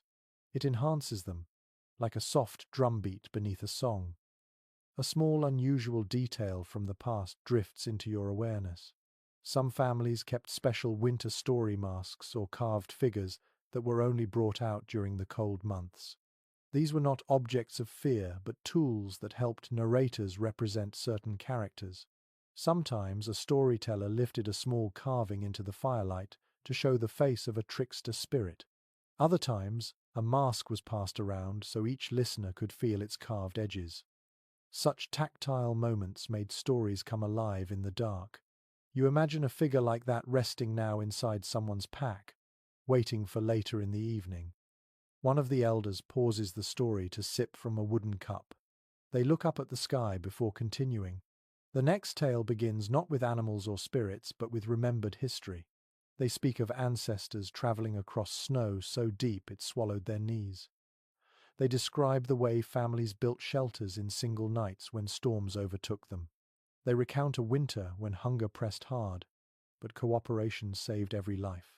The listeners nod slowly. These stories hold truth. Not dramatic heroics, but small acts of endurance that shaped survival. A question surfaces in your mind, one that researchers sometimes examine. Did winter stories follow a strict order, passed down with precision, or did each storyteller shape the tale to fit the moment? Accounts vary. Some communities maintained specific phrasing for sacred stories. Others allowed narrators to embellish or adjust details. Winter narratives were living things, shifting with the teller and the listeners. Tonight, you sense you are hearing a blend. The elders speak with confidence, yet their pauses and glances reveal adaptation in real time. They respond to the children's reactions, the fire's temper, the mood of the night. You watch a child beside the fire who clutches a small, round stone warmed in their mitten. The child rolls it between their palms while listening, perhaps imitating the way elders hold objects as they speak. You smile at the sight. Children absorb more than words during these gatherings. They absorb posture, tone, rhythm. They learn how to speak with presence, how to honor silence, how to share a story without rushing. Another elder begins a different tale. Their voice is raspy but warm. This story describes a wandering winter spirit who travels the land seeking kindness. When the spirit finds warmth, generosity, or shared food, it leaves a blessing in its wake. The elders' eyes sparkle as they tell it, and the children step a little closer, pulling their cloaks tighter around themselves. You feel a subtle warmth in your chest, a sense that the tale is teaching more than it seems. The fire pops loudly, sending a shower of sparks upward. One spark lands near your boot and melts instantly into a tiny dark spot. Someone chuckles quietly. Even the fire participates in winter storytelling, its crackles punctuating the tales like playful commentary. A pot of broth is passed around the circle. When it reaches you, you take a sip. The flavor is rich and earthy, with hints of herbs that grow near marshy summer grounds. The warmth of the broth spreads through your chest and settles in your belly. It deepens the comfort of the moment. Story, fire, food, and cold night blend into a single experience, a winter tapestry woven from simple but essential threads. The next story begins with a soft laugh. An elder recounts a mischievous winter fox who pretended to be lost so it could follow hunters and steal small scraps from their packs. The children giggle, and even you cannot help but grin. Humor mattered in winter. It lifted spirits during long nights and reminded families that even cold seasons held reasons to smile. A subtle thought arises. Story circles served many roles. They preserved history, strengthened bonds, entertained young ones, eased fear, and honored memory. But they also reminded families that even in the harshest winter, community remained strong. No one endured the cold alone. As the stories wind down, the fire dims. The elders speak softer now, their words drifting into the air like snowflakes. The final tale is brief. It speaks of gratitude, of acknowledging the land for its gifts, of thanking ancestors for guidance, of trusting the return of light, even on the coldest night. Silence follows, a deep, warm silence in which everyone breathes together. One by one, figures rise and head back toward their shelters. You linger for a few breaths longer, letting the warmth sink deeper. Eventually, you stand and turn toward a narrow path leading away from the hollow. Ahead lies a darker stretch of forest, a place where shadows move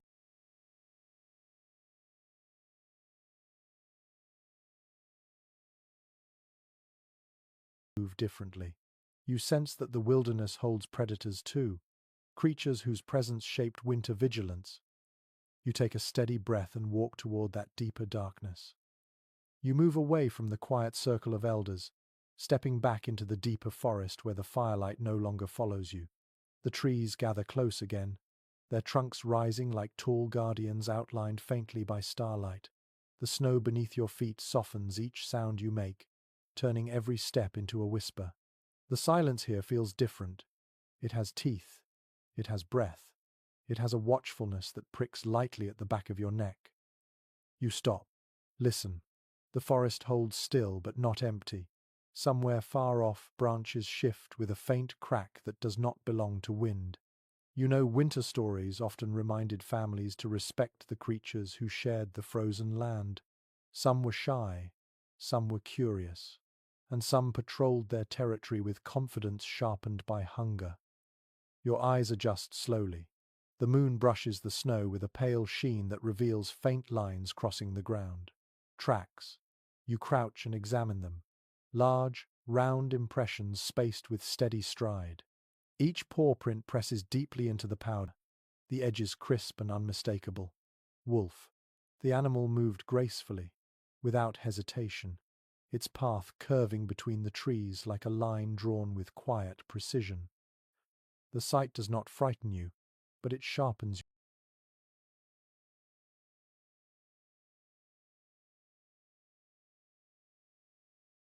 your senses. Wolves have lived alongside people here for countless winters. Families learn to read their trails the same way they read the weather. A detail grounded in historical understanding comes to mind. Many indigenous nations respected wolves not only as competitors for food but as teachers. Observing how wolves traveled across snow, how they circled prey, or how they navigated frozen lakes could reveal valuable survival knowledge. Their presence was not merely tolerated but often admired. You stand slowly, feeling that admiration stir through you as you glance deeper into the trees. The forest opens slightly to your left, revealing a small clearing where the moonlight gathers. You move toward it but pause again when you notice another set of tracks. These are different, wider spacing, claw marks longer, the stride heavier. A cougar, perhaps. You study the prints with a careful eye. The shape is elegant, but the depth shows power. A large cat passed through here recently, choosing a path that avoided the wolves' trail. The snow tells the story clearly, as if the creatures wrote it for you to read. A thought rises, the kind researchers often discuss. How frequently did winter families encounter predators at close range, and did they ever collaborate indirectly with them? Some accounts suggest that hunters sometimes took advantage of wolves' tracking skills, following their trails to find prey. Other accounts imply a cautious distance maintained at all times. The truth varies with region and season, shaped by respect more than fear. You walk further into the clearing, the cold air settling like a quiet weight on your shoulders. The silence thickens here. You hear nothing but your own breath, steady and visible in the frosty air. The moonlight reveals a fallen tree ahead, its trunk half buried under snow. As you step closer, you see faint grooves on the surface where sharp claws once scraped. Bears sometimes left such marks before entering hibernation, as if signing the land one last time before retreating into sleep. You place your hand near the grooves, feeling the cold bark, and imagine the size of the creature that made them. A small, lesser-known detail slips into your thoughts. In some communities, families used the presence of ravens or magpies to gauge predators nearby. These birds often followed wolves or cougars at a distance, waiting for scraps.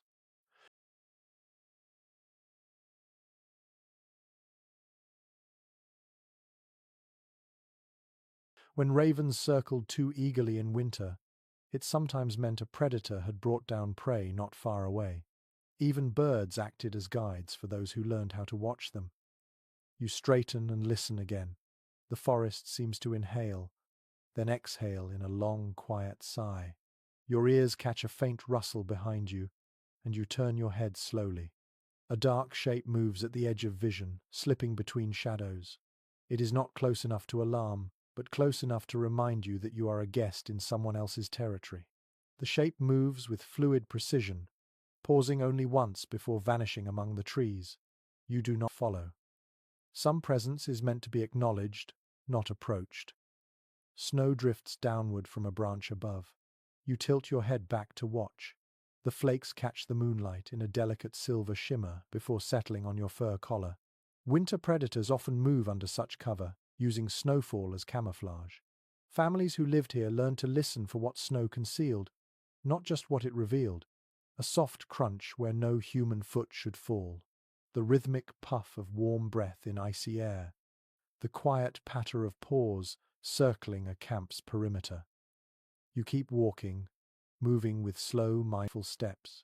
Ahead, the forest shifts again, opening to a stretch of frozen river. You approach its edge and kneel, inspecting the ice.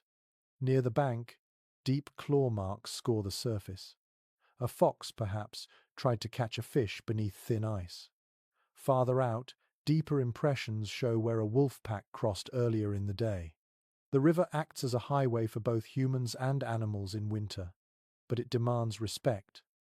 A single weak patch of ice can change a life instantly. A whisper of knowledge enters your thoughts. Some families place small sticks near river crossings to test ice thickness before stepping onto it. If the stick broke too easily or sank, the crossing was unsafe. You imagine doing the same now, tapping the surface gently. The ice here holds firm under your touch. You rise and continue along the riverbank. Behind you, a distant howl breaks the quiet. The sound lifts into the air with a haunting clarity that makes your spine shiver. Yet the shiver is not fear, it is recognition. Wolves call to each other through the cold, asserting presence, seeking their pack, marking territory. Their voices become part of the winter landscape, as essential as the wind or the creak of the trees. The howl lingers long after it fades. You take a slow breath and move forward. The snow crunches beneath your feet, grounding you in the present moment. Ahead, beyond the curve of the river, another challenge waits. Winter travelers must cross ice as surely as they walk through forest, learning when to trust the surface and when to wait. You sense that your path is leading you towards such a crossing now. You walk steadily, feeling the eyes of the wilderness on your back. Not hostile, simply aware. You remain respectful, grateful for safe passage, and ready to continue into the next stretch of winter's domain, where ice becomes the path beneath your feet. You follow the frozen river until it bends toward a narrow gorge where the trees lean in closer, their branches heavy with snow that glows faintly under the moon. The distant howl fades behind you, swallowed by the dark. Ahead, the river's surface gleams with a glassy sheen that warns you to slow your steps. You know instinctively that this is where families measured winter's risks with care, skill, and a patient understanding of ice. You kneel near the bank and brush aside the powdery snow covering the frozen water.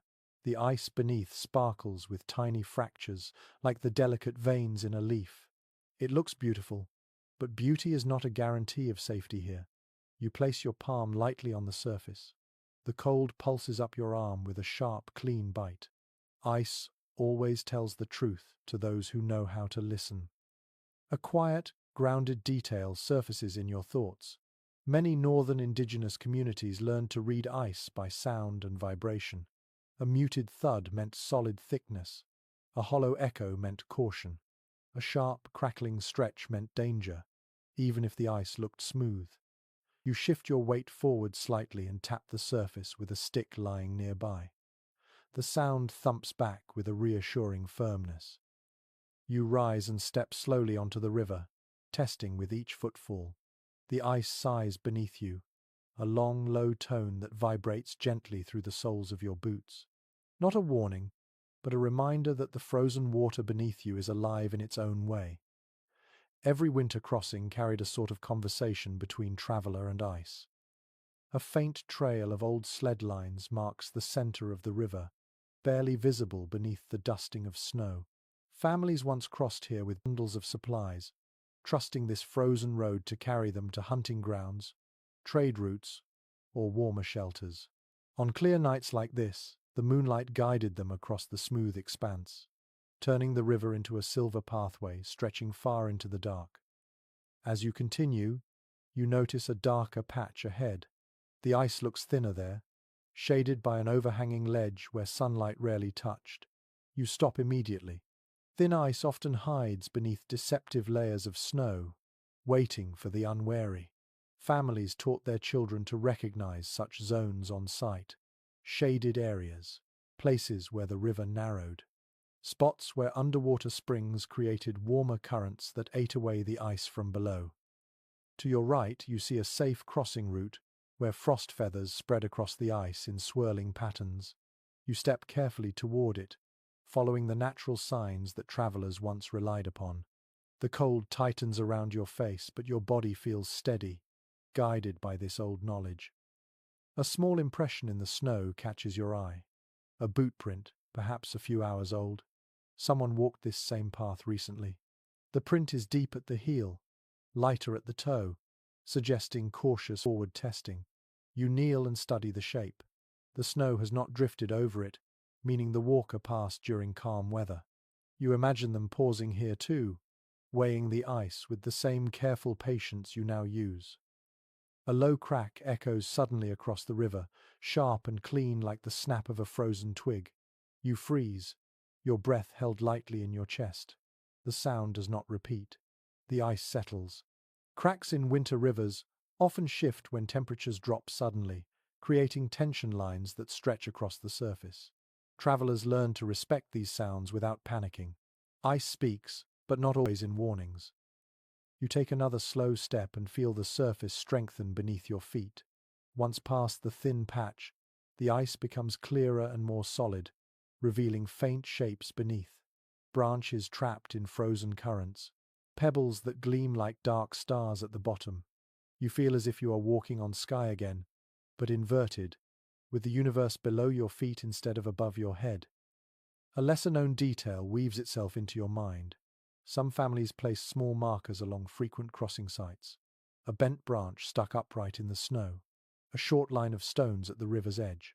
These markers change slightly from winter to winter, but always conveyed direction, caution, or safe passage.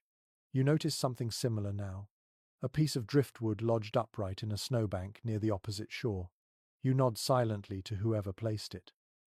As you approach the far bank, the ice thickens so visibly that it grows opaque. You step confidently onto the packed snow of the riverbank and follow a narrow path upward toward a cluster of low hills. The trees thin once more, offering a view of the landscape rippling outward in white waves. You pause and look back. The river stretches behind you like a shining ribbon, calmly reflecting the stars.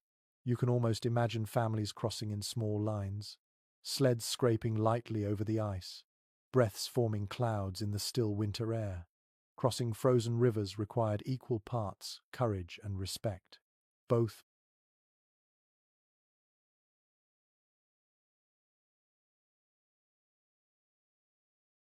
brought people safely from one world to the next. A question drifts through your thoughts.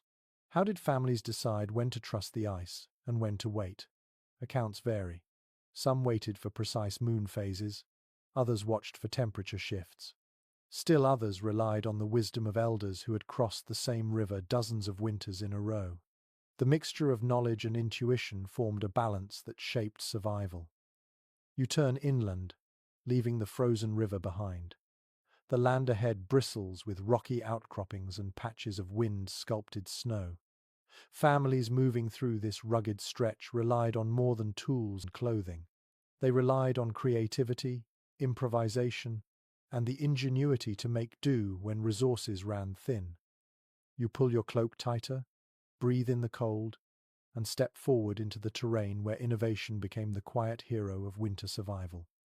You leave the frozen river behind and follow a rising path where the land begins to shift into a rougher, more uneven terrain. Snow gathers in thick pockets between jagged stones, and the wind sweeps across the ground in restless currents that tug gently at your clothing. Here, the wilderness feels raw. Survival in this place demands more than strength. It requires creativity sharpened by necessity. You sense that you are stepping into the part of winter where ingenuity becomes as essential as food or warmth. The first thing you notice is a small structure tucked against a rocky ledge. It is not a shelter in the usual sense. It looks more like a quick construction built from whatever the land offered. Fallen branches, packed snow, and slabs of bark wedged carefully to form a windbreak. You run your hand along one of the bark panels. It is rough and frozen but sturdy. Someone built this in a hurry, likely during travel, using only what they could gather in minutes.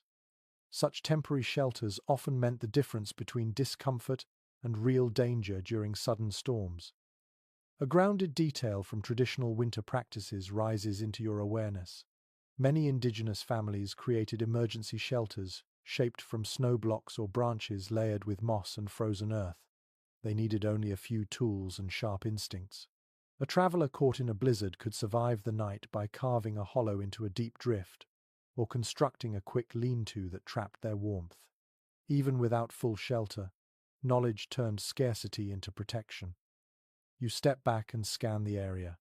A narrow trail winds upward through rocks where the snow has drifted in uneven piles. As you walk, you notice something curious. A shallow pit dug into the snow with a thin slab of stone resting over it. You kneel, lift the slab, and peer inside. Beneath it lies a small cache of dried roots and nuts kept slightly warmer by the protected ground. A simple trick, yet clever. Even in the coldest months, the earth beneath a few inches of snow retains a hint of heat. Families once used such natural insulation to keep food from freezing solid. A small, intriguing detail drifts through your thoughts.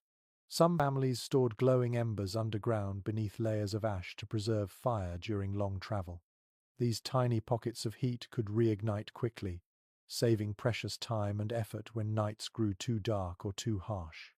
You picture someone bending over such a hidden firebed, coaxing it back to life with dry grass and steady breath.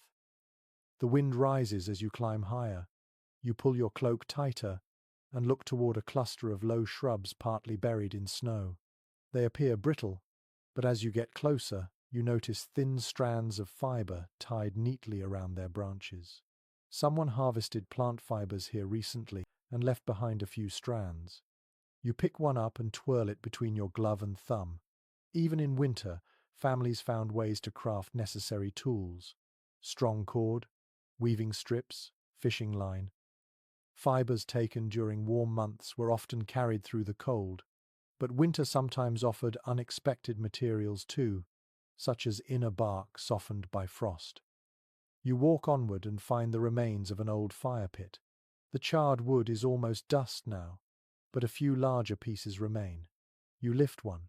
It is featherlight. Fire-hardened wood was sometimes repurposed as quick kindling or even carved into small tools, since the burning process toughened it while reducing moisture. You turn the wood in your hand, realizing its shape might have once been intentional. Perhaps someone carved it into a temporary handle or a fastening peg. Even a discarded ember told a story about resourcefulness. A puzzling shape in the snow ahead draws your attention. You approach it slowly and discover a crude sled made from branches tied with sinew strips. Its runners are straight but slightly warped, as though crafted quickly without access to perfect materials. You kneel beside it and run your hand along the frame. The sled is small, perhaps used for hauling firewood or carrying a single load. The sinew bindings have frozen stiff but remain intact. This little sled whispers a truth. Winter ingenuity was often born of urgency. You did not always wait for ideal materials. You built with what the cold allowed.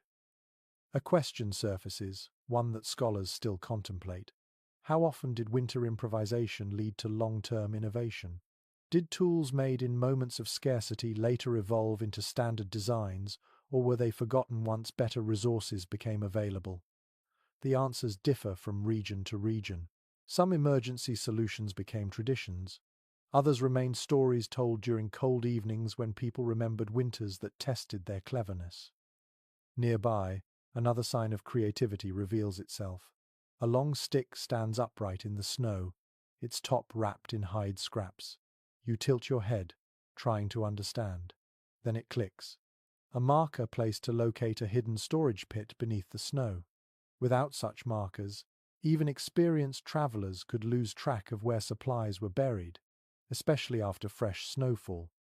The stick leans slightly, and you imagine a family returning during harsh weather, grateful to find this simple post guiding them to nourishment. You continue along the trail, your breath forming soft clouds that drift away in the faint breeze. The land levels out into a flat space bordered by low hills. Here you see the remains of another clever construction, a line of stones arranged to block drifting snow from burying a narrow path. Even small actions like this protected travelers from losing their way. Snow can erase trails in minutes. A slight barrier of rocks or branches could preserve the line long enough to be used again and again. A faint crunch startles you. You turn toward a nearby thicket and see a small animal dart away, its fur blending into the snow. You smile. Even animals adapt creatively to winter. And families paid close attention to the tricks of wildlife. How birds use snow for insulation. How foxes stored extra food. How beavers reinforced lodges with mud that froze into protective armor. Observing these habits inspired human solutions too, proof that winter learning came from every corner of the land. You reach a cluster of tall rocks and find something unexpected, a small wind flute carved from bone resting on a ledge. You lift it gently, surprised that it remains intact. Someone likely used this to signal across distances, or simply to bring a bit of softness into harsh days. Music was one of winter's quiet improvisations. When darkness lingered too long, even a brief melody could lift heavy spirits. You place the flute back and continue your walk. The snow becomes denser here, and the wind swirls it into low spirals across the ground. You pull your hood lower and press forward. Ahead, the landscape opens into a broad valley, where faint trails weave like threads across the snow. These trails hint at meetings between different families, at times when people came together not only for trade, but to share hardship and offer support. Winter ingenuity was not just in tools or shelters. It was also in the ways families collaborated, helping each other overcome scarcity, danger, and exhaustion. You step toward the valley, ready to witness how cooperation shaped survival when winter pressed hardest. You descend into the broad valley where the snow lies smooth and unbroken, as if waiting patiently for footsteps to give it purpose. The silence here feels different from the silence near predators or rivers. It does not hesitate or threaten. It simply stretches, open and expectant. You walk slowly, feeling the cold settle around you like a heavy cloak, and soon you notice faint lines crossing the valley floor. Paths made not by animals, but by people. The snow bears the subtle impressions of sled runners, boot marks, and packed-down trails where many feet once passed. You follow one of these trails, noticing how it curves gently toward a cluster of small shelters built close together. Smoke rises faintly from a central fire pit, and you sense that you have arrived at a meeting place of families from different parts of the region. The shelters vary slightly in shape. Some lean into willow frames covered in hides. Others resemble snow mounds reinforced with carved blocks. Together they form a small winter village, temporary yet steady enough to endure long nights and freezing winds. A grounded note from historical accounts comes quietly into your thoughts. Many indigenous nations formed winter alliances where neighboring families shared resources, exchanged news, or simply supported one another through the season's hardest weeks. These gatherings were not large or elaborate, but they were vital. A few extra hands meant safer travel. A shared meal meant fuller bellies. A combination of wisdom meant better preparation for the next storm. You approach the fire pit at the center of the camp. Several people sit around it, wrapped in thick fur robes with steam rising gently from their shoulders. The air smells of roasted meat mixed with the faint sweetness of heated sap. A pot hangs over the flames, and its bubbling sound feels like a welcome heartbeat in the cold. You settle onto a log, and someone offers you a strip of dried venison. You accept it with a quiet nod, appreciating its rich saltiness as it softens in the warmth of your mouth. Behind you, two elders speak in low voices. They discuss the condition of the ice roads, the movement of animals, and the signs of weather changing in the north. Their words carry both experience and caution, generations of winter knowledge distilled into gentle conversation. You realize how essential these exchanges were. A single warning about weak ice or a late-season storm could protect an entire group. Mutual aid formed the backbone of winter endurance. Nearby, a young woman shows another guest how she patched a tear in her winter robe, using sinew thread and a thin sheet of leather taken from an old pair of boots. The repair is simple yet strong. She explains that when materials ran scarce, families often traded small scraps or shared leftover materials to help each other stay warm. The guest offers her a small pouch filled with dried berries in return. The exchange is soft and humble, more about gratitude than trade. A small, charming detail rises into your thoughts. In some winter gatherings, families created shared play areas for children, using snowbanks to carve tunnels or building small snow shelters that allowed little ones to explore safely while adults worked or rested. You glance to your right and see exactly that. A cluster of children crawling through snow tunnels marked by spruce branches. Their laughter floats into the air, a warm contrast to the cold. Their play strengthens friendships long before the responsibilities of adulthood set in. You shift your gaze toward the far side of the camp, where a few hunters stand near their sleds. They lay out their tools to compare craftsmanship and share tricks learned in different regions. One shows how he reinforced his sled runners with frozen moss pressed tightly along the underside. Another demonstrates a new knotting technique that holds gear more securely during travel. These exchanges turn small ideas into powerful solutions, each traveler contributing a piece of winter wisdom. A question that researchers often discuss drifts into your thoughts. Were these winter alliances formal agreements maintained across generations? Or did they form spontaneously based on necessity and opportunity? Accounts offer different perspectives. Some groups developed long-standing winter partnerships, returning to the same shared camp every year. Others formed flexible networks, helping whoever happened to be nearby during a difficult season. You suspect both patterns thrived at different times, shaped by climate, relationships, and the unpredictable character of winter. The fire crackles softly. Someone places a woven basket of roasted nuts near the flames to warm them. A few people gather around, offering bits of smoked fish, roots, or herbs to add to a communal stew. The aroma deepens, filling the air with a rich, comforting scent. Winter alliances were not only built on shared hardship, but also on shared meals. Food tasted better when eaten together, when laughter accompanied each bite, when stories softened the cold around the circle. A man seated across from you begins telling a tale about winter long ago when two families trapped in separate storms eventually found one another by following the same drifting snow patterns. He gestures with his hands, describing how both groups had nearly lost hope until they heard distant voices through the wind. The tale blends humor and relief, ending with everyone gathered around one fire, grateful for simple survival. The listeners chuckle softly, their breaths rising as faint clouds in the air.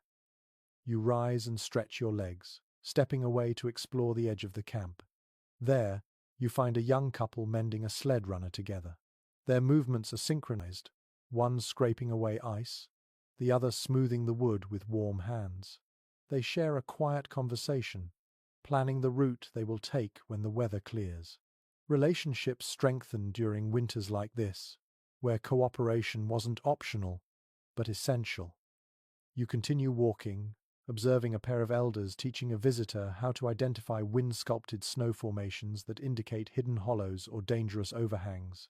Their voices are calm and instructional. Each point is emphasized through gesture rather than force. The visitor listens attentively, nodding with appreciation as they absorb knowledge that might one day save their life. As you wander through the camp, you feel the weight of winter ease slightly. This place radiates a sense of shared strength. Even the cold feels less sharp here. Cooperation is its own form of warmth. You eventually return to the trail leading out of the camp. The torches flicker behind you, and laughter continues to drift in the air. Ahead, shadows grow deeper and the wind picks up again. But now you understand something fundamental. Winter did not break families who walked these lands. It bound them together. You turn toward the darker path where hints of tension and vigilance await. For winter not only encouraged cooperation, it demanded watchfulness. Conflicts sometimes rose when resources ran thin, and families had to guard their shelters with care. Your next steps carry you toward those nights of alertness and strategy, when survival required more than warmth or ingenuity. You leave the warmth of the shared camp behind, stepping once again into the deeper forest where shadows stretch long and the cold presses inward like a slow tightening hand. The wind sighs through the trees, carrying with it an edge that feels slightly different from the calm breezes you have known so far. This stretch of winter invites not only cooperation but vigilance. Families who survived here understood that the frozen world held beauty and abundance, but also moments of uncertainty when danger could drift silently across the snow. You walk carefully, your boots making soft impressions on the crusted layer beneath you. The forest grows denser, the trees standing closer together as if forming a protective wall. Yet the atmosphere feels heavier than before. You pause and listen. The wind continues its restless whispering, but beneath it lies a stillness that hints at hidden movement. Winter was a season of scarcity, and scarcity sometimes stirred conflict, whether between humans or between the animals that shared the land. A grounded point from historical accounts enters your thoughts. Many indigenous families practiced forms of winter watchfulness, staying alert for signs of unfamiliar travelers or rival hunting parties who might wander too close. These periods of tension varied from region to region. Some winters passed peacefully, while others carried the weight of old disputes or the pressure of limited resources. Families learned to read the land not just for prey, but for the presence of others. You notice a slight disturbance in the snow ahead. Footprints, but not fresh, perhaps made early this morning.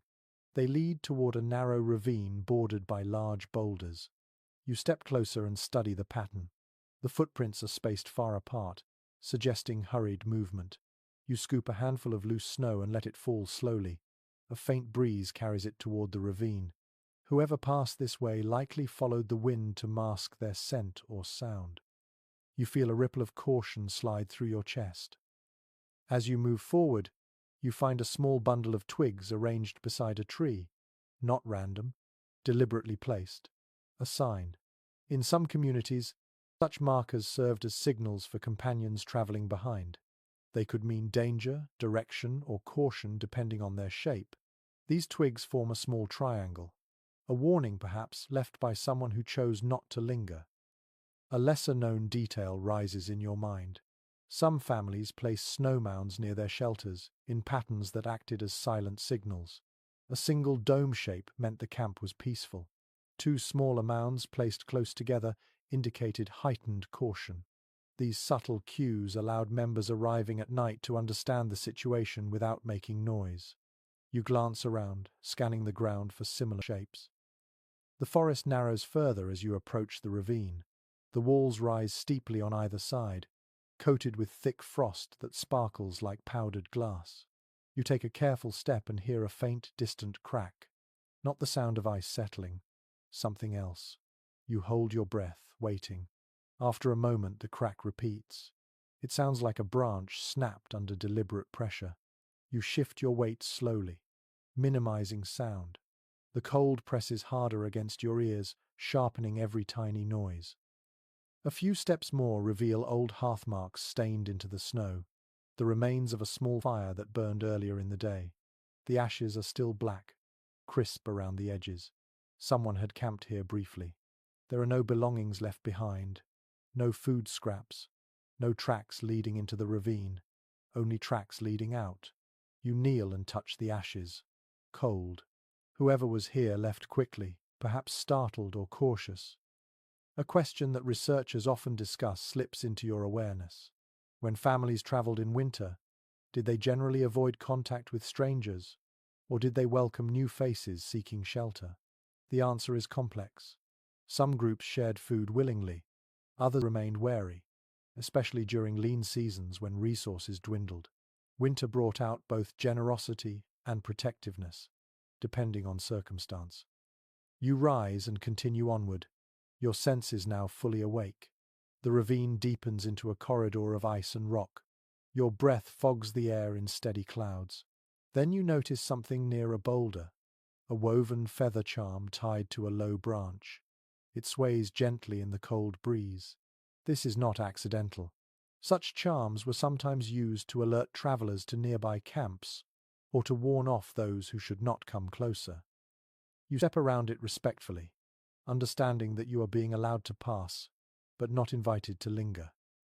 Your feet crunch softly as you reach the end of the ravine. Beyond it lies a wide-open expanse, a frozen field where moonlight spills across the snow like a shimmering lake. In the far distance, faint lights flicker, small fires clustered together. Perhaps another camp, perhaps hunters on the move. You cannot tell from here. You take a steady breath and listen again. The forest behind you groans as wind pushes against the trees. Ahead, the open field waits with quiet emptiness. Winter's watchfulness is not always about threats. Sometimes it is simply about being aware of crossings, boundaries, and the silent agreements that allowed families to coexist. You make your way along the edge of the field, choosing not to approach the distant fires. Respect shapes your steps. Every winter traveler understood the unspoken rule: move quietly, observe carefully, and never disturb a camp unless invited. You feel that rule settling in your chest like a steady drumbeat guiding your stride.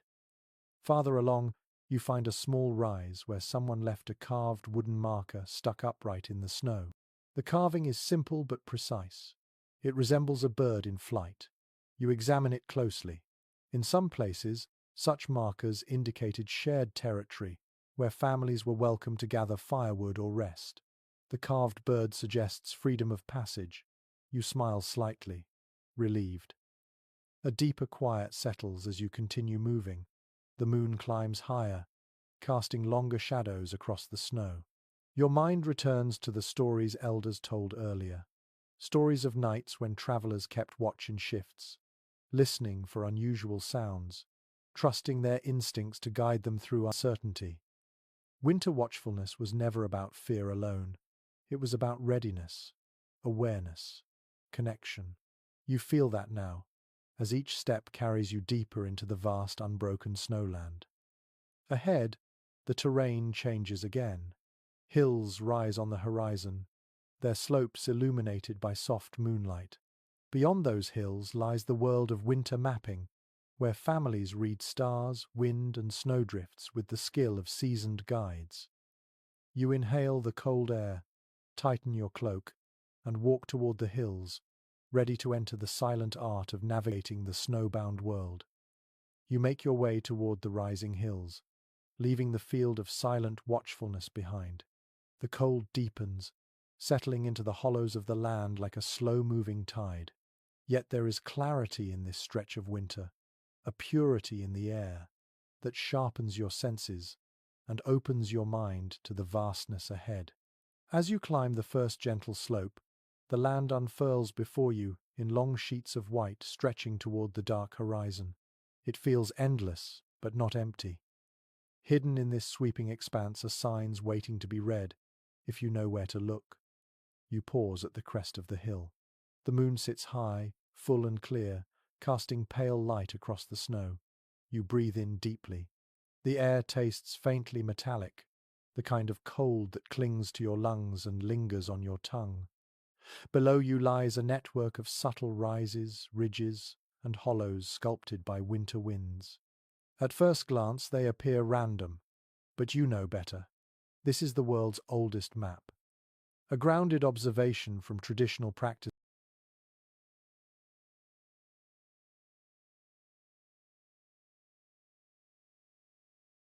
settles gently in your thoughts. Many indigenous families navigated winter landscapes by reading snow formations shaped by prevailing winds. Drift patterns revealed safe routes, concealed hollows, and the presence of frozen lakes. Snow ripples aligned with wind direction, helping travelers maintain orientation even when clouds hid the sun or storms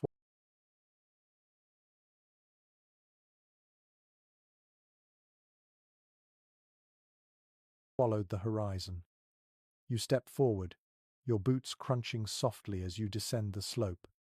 The snow here spreads in long, even waves where the wind blows consistently from the northwest.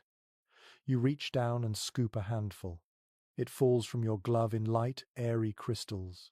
This kind of snow forms on open plains, not sheltered forests. It tells you the landscape ahead is wide and unobstructed. You walk along a ridge and notice another formation, a narrow band of hard-packed snow that feels like pressed stone beneath your boots.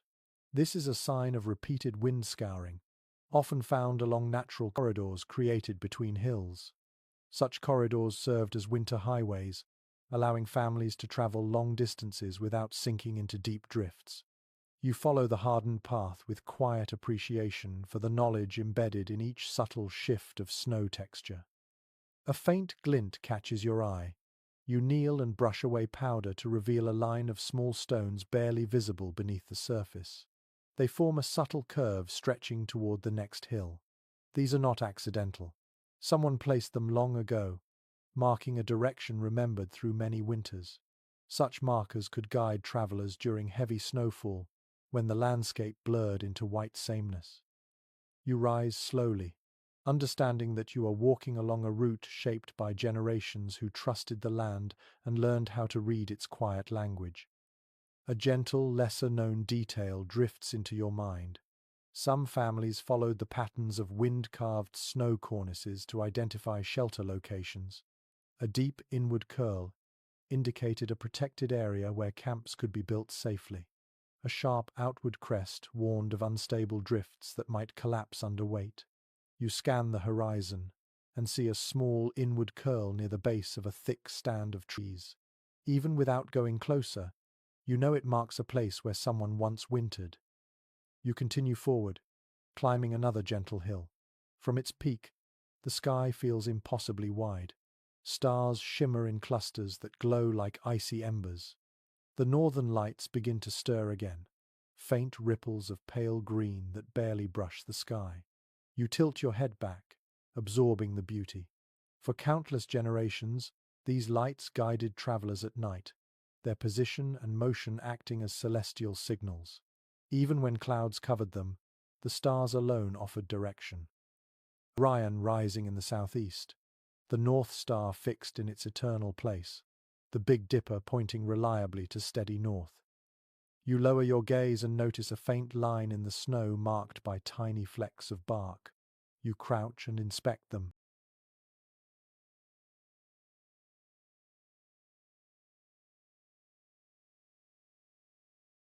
They form a continuous trail, scattered lightly as though shaken from someone's pack. Bark trails like this sometimes marked routes between winter camps, especially when new snow threatened to erase footprints. The bark stands out against the white, subtle yet effective. You smile softly, appreciating the cleverness of such a simple method. Farther ahead, a small cluster of birch trees leans together on a slope. Their trunks curve in the same direction, shaped by many years of constant wind. Travelers used these natural markers as well. Trees bent consistently toward the south indicated strong northern winds. Trees with smoother bark on one side revealed where storms struck most often. You run your hand along one of the trunks. The smooth side faces east, a reminder that storms here favored one direction, helping travelers orient themselves even in poor visibility. A question often considered by researchers drifts into your mind. How much of winter navigation relied on formal teaching, and how much was intuitive, born of living closely with land and season? Some accounts highlight structured mentorship, while others emphasize quiet observation from childhood. Walking here, you sense the answer lies somewhere in between. Knowledge was passed through both spoken instruction and simply being present. Winter taught anyone who walked it with open eyes. You descend the hill and approach a long stretch of flatland where snow has gathered in gentle mounds. Each mound slopes slightly in the same direction, shaped by a wind that always blows from the west. You follow these subtle curves like reading a series of arrows pointing the way. The cold deepens as you step into this open area, but the clarity of the land fills you with calm rather than worry. You continue walking until you reach a frozen marsh. Its surface is hidden beneath a blanket of soft snow, but you can tell where the marsh begins by the clusters of cattail stalks rising like thin spears. The ground beneath might not be stable. You test it with your weight and feel a faint give. Travelers avoided marsh crossings unless necessary, relying instead on the sturdier land around its edges. You circle it patiently, following higher ground where small animal tracks dance lightly across the surface. On the far side, you see something remarkable. A pattern pressed into the snow where someone dragged a long branch behind them to create a guided trail. This technique helped entire groups follow a path in low visibility, especially during heavy snowfall. You imagine a leader walking ahead, dragging the branch steadily behind them, carving a line that others could follow safely even when the world turned into a swirling white maze. As you walk along the marked line, the wind grows stronger and snow begins to drift sideways. Visibility narrows, shadows blur, yet you feel no fear. Every sign around you serves as a guide. Wind direction, snow texture, tree lean, star position, the trail line beneath your boots. You take a slow breath, tasting the frost in the air. The storm brewing is mild for now, but you sense more snow coming. Travelers would prepare for such weather, seeking shelter or adjusting routes. Ahead, the land dips into another gentle valley, where scattered trees form a protective cradle. That is where families once watched animals move through winter, learning lessons in balance and endurance. You follow the path into that valley, ready to see what the creatures of snow and silence can teach you next. You descend into the shallow valley, where the wind softens and the snow settles into calmer shapes. It is quieter here, the kind of quiet that feels layered rather than empty. You pause at the base of a low ridge and listen. A soft rustle, a faint crunch, the delicate flutter of something small, shifting under a bush. You exhale slowly, realizing you have entered a place where winter animals move with their own careful rhythm. This valley is a classroom without walls, and every creature that walks, hops, or burrows here carries a lesson in survival. You take a few steps forward and notice tiny tracks darting across the snow in quick, uneven patterns. Snowshoe hare. Their paws are broad, built perfectly for staying atop the surface of deep drifts. You follow the prints, admiring how they angle sharply to the right near a cluster of spruce saplings. The snow there is disturbed in a soft burst, as though the hare leapt twice before disappearing into the shadows. You kneel and study the pattern. Hares often zigzag when they sense a predator nearby. Their erratic path is a message written in the snow, teaching anyone who watches how instinct and adaptation weave together. A grounded detail from traditional knowledge settles into your thoughts. Many indigenous hunters observed hares not only to find food but to understand weather patterns. Hares tend to stay near dense shrubs before storms, instinctively seeking windbreaks. If you saw them moving low and cautious, you knew rough weather was coming. You scan the valley now, noticing only a few tracks near heavy cover. The lesson is clear enough. Another snowfall is likely on its way. You rise and continue walking. Ahead, a fox trots across the snow with effortless grace, its tail held high like a plume. Its steps are precise, each paw placed in the print made by the one before it, creating a single line of neat impressions. You follow its trail for several paces. The fox weaves between fallen logs and past clumps of frozen grass. Then, without warning, it stops and leaps into the air, plunging headfirst into the snow. You watch in quiet amazement as it emerges with a small rodent clamped in its jaws. Foxes use their keen hearing to locate prey beneath the surface, listening for the faint scratching of tiny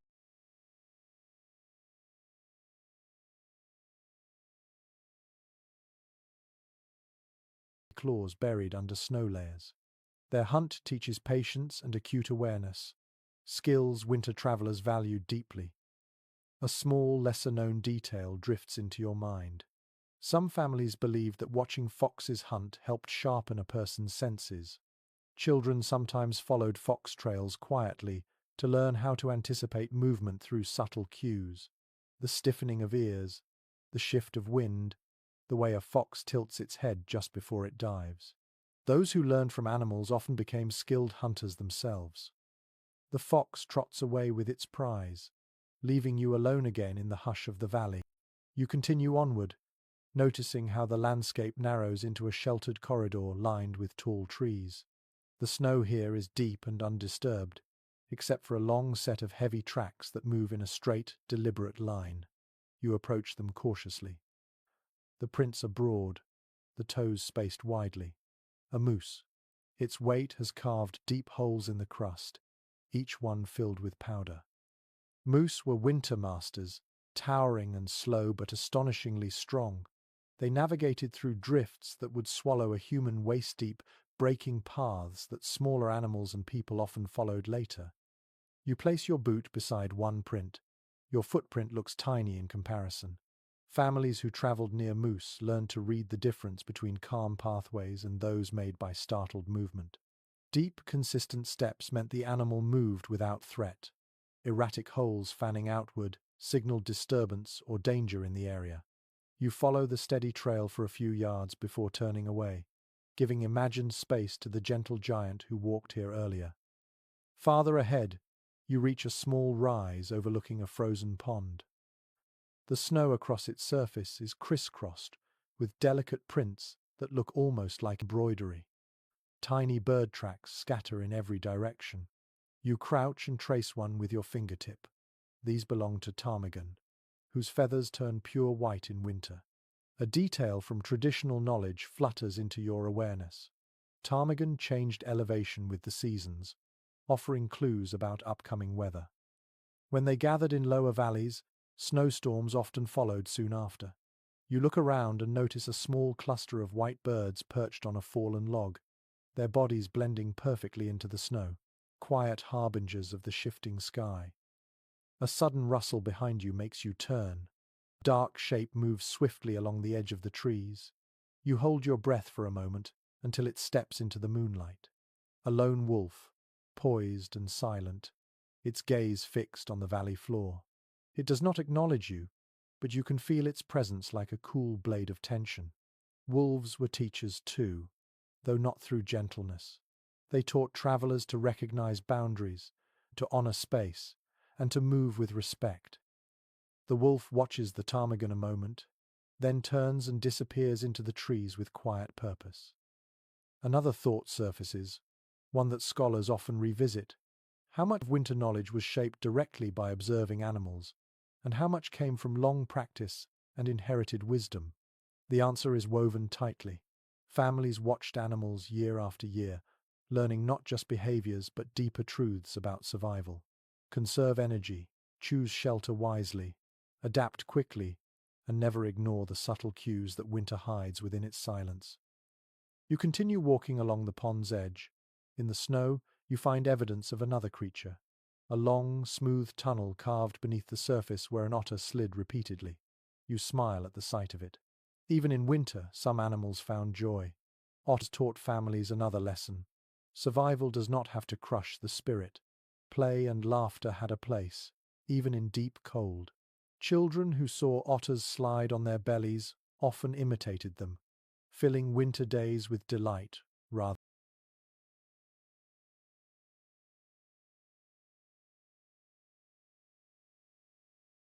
than dread. You climb a small incline overlooking the far end of the valley. From this vantage point, you see the snow dotted with signs of life. Trails twisted in layered loops, feeding sites, shelter depressions, marks left by paws, hooves, talons, and tiny claws. This valley is not empty. It is a thriving library of winter living. You stand for a moment, breathing in the cold, letting the lessons settle in your mind. Winter animals teach more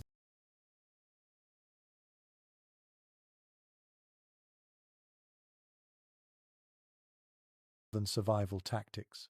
They teach humility, cooperation, adaptation, awareness, and above all, a quiet acceptance that you must move with the land, not against it. As you turn away from the valley, the sky above shifts again.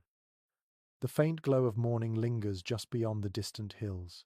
Light is returning, and with it comes the age-old practice of migration toward warmer paths, where families moved in search of renewal and changing seasons. You step forward, ready to follow the trail that leads toward the slow promise of thaw. You leave the valley of animal teachers behind, stepping toward the faint glow forming along the horizon. The stars begin to soften, fading into a pale shimmer as the first hint of dawn stretches across the sky. It is not full daylight yet, but winter mornings rarely arrive with dramatic flair.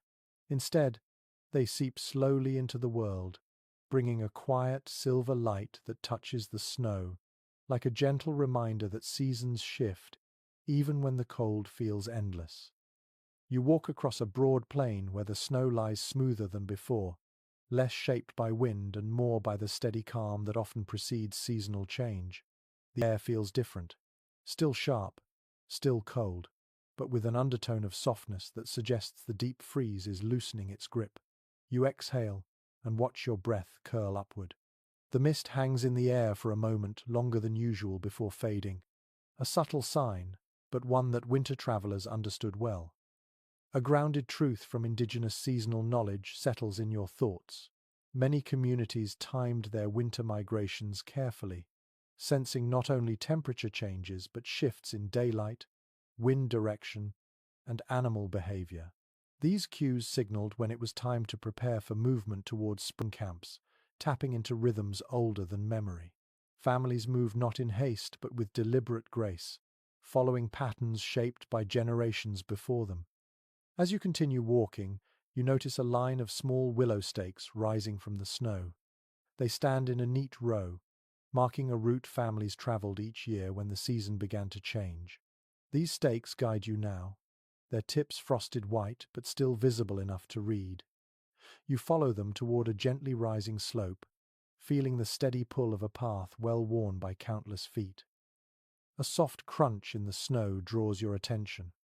Ahead, you see a pair of caribou moving slowly across the plain, their bodies sleek beneath thick winter coats. They walk with purpose, heading southward. Caribou migrations offered reliable cues. When the herds shifted, families often shifted too, knowing that warmer weather and new opportunities followed these powerful animals. You watch the pair for a moment, admiring their calm stride, before continuing along the path they have just crossed. A delicate detail rises in your awareness. Some families believed that the first visible thaw at the base of certain trees marked the start of migration season, when the bark darkened with a tiny sheen of melting snow, or when sap scent drifted faintly into the air. People prepared their sleds and bundles. You step toward a large pine and place your palm against its trunk. It is still cold, but the bark feels slightly softened by the warming air, a small promise of change. The trail leads you toward a shallow ravine carved gently into the landscape. Snow along its sides has begun to settle, forming smoother lines rather than sharp ridges. As you descend, the sound of trickling water whispers beneath the ice. Almost imperceptible, but unmistakable. Water moves when winter loosens. It is one of the earliest signs that the season is preparing to shift into something new. At the bottom of the ravine, you find a cluster of families assembling their belongings. Sleds rest on packed snow. Furs are rolled tightly and tied with sinew. Children carry bundles of dried roots and stored berries. Some adults check the condition of their snowshoes. Others adjust straps on their sled dogs' harnesses.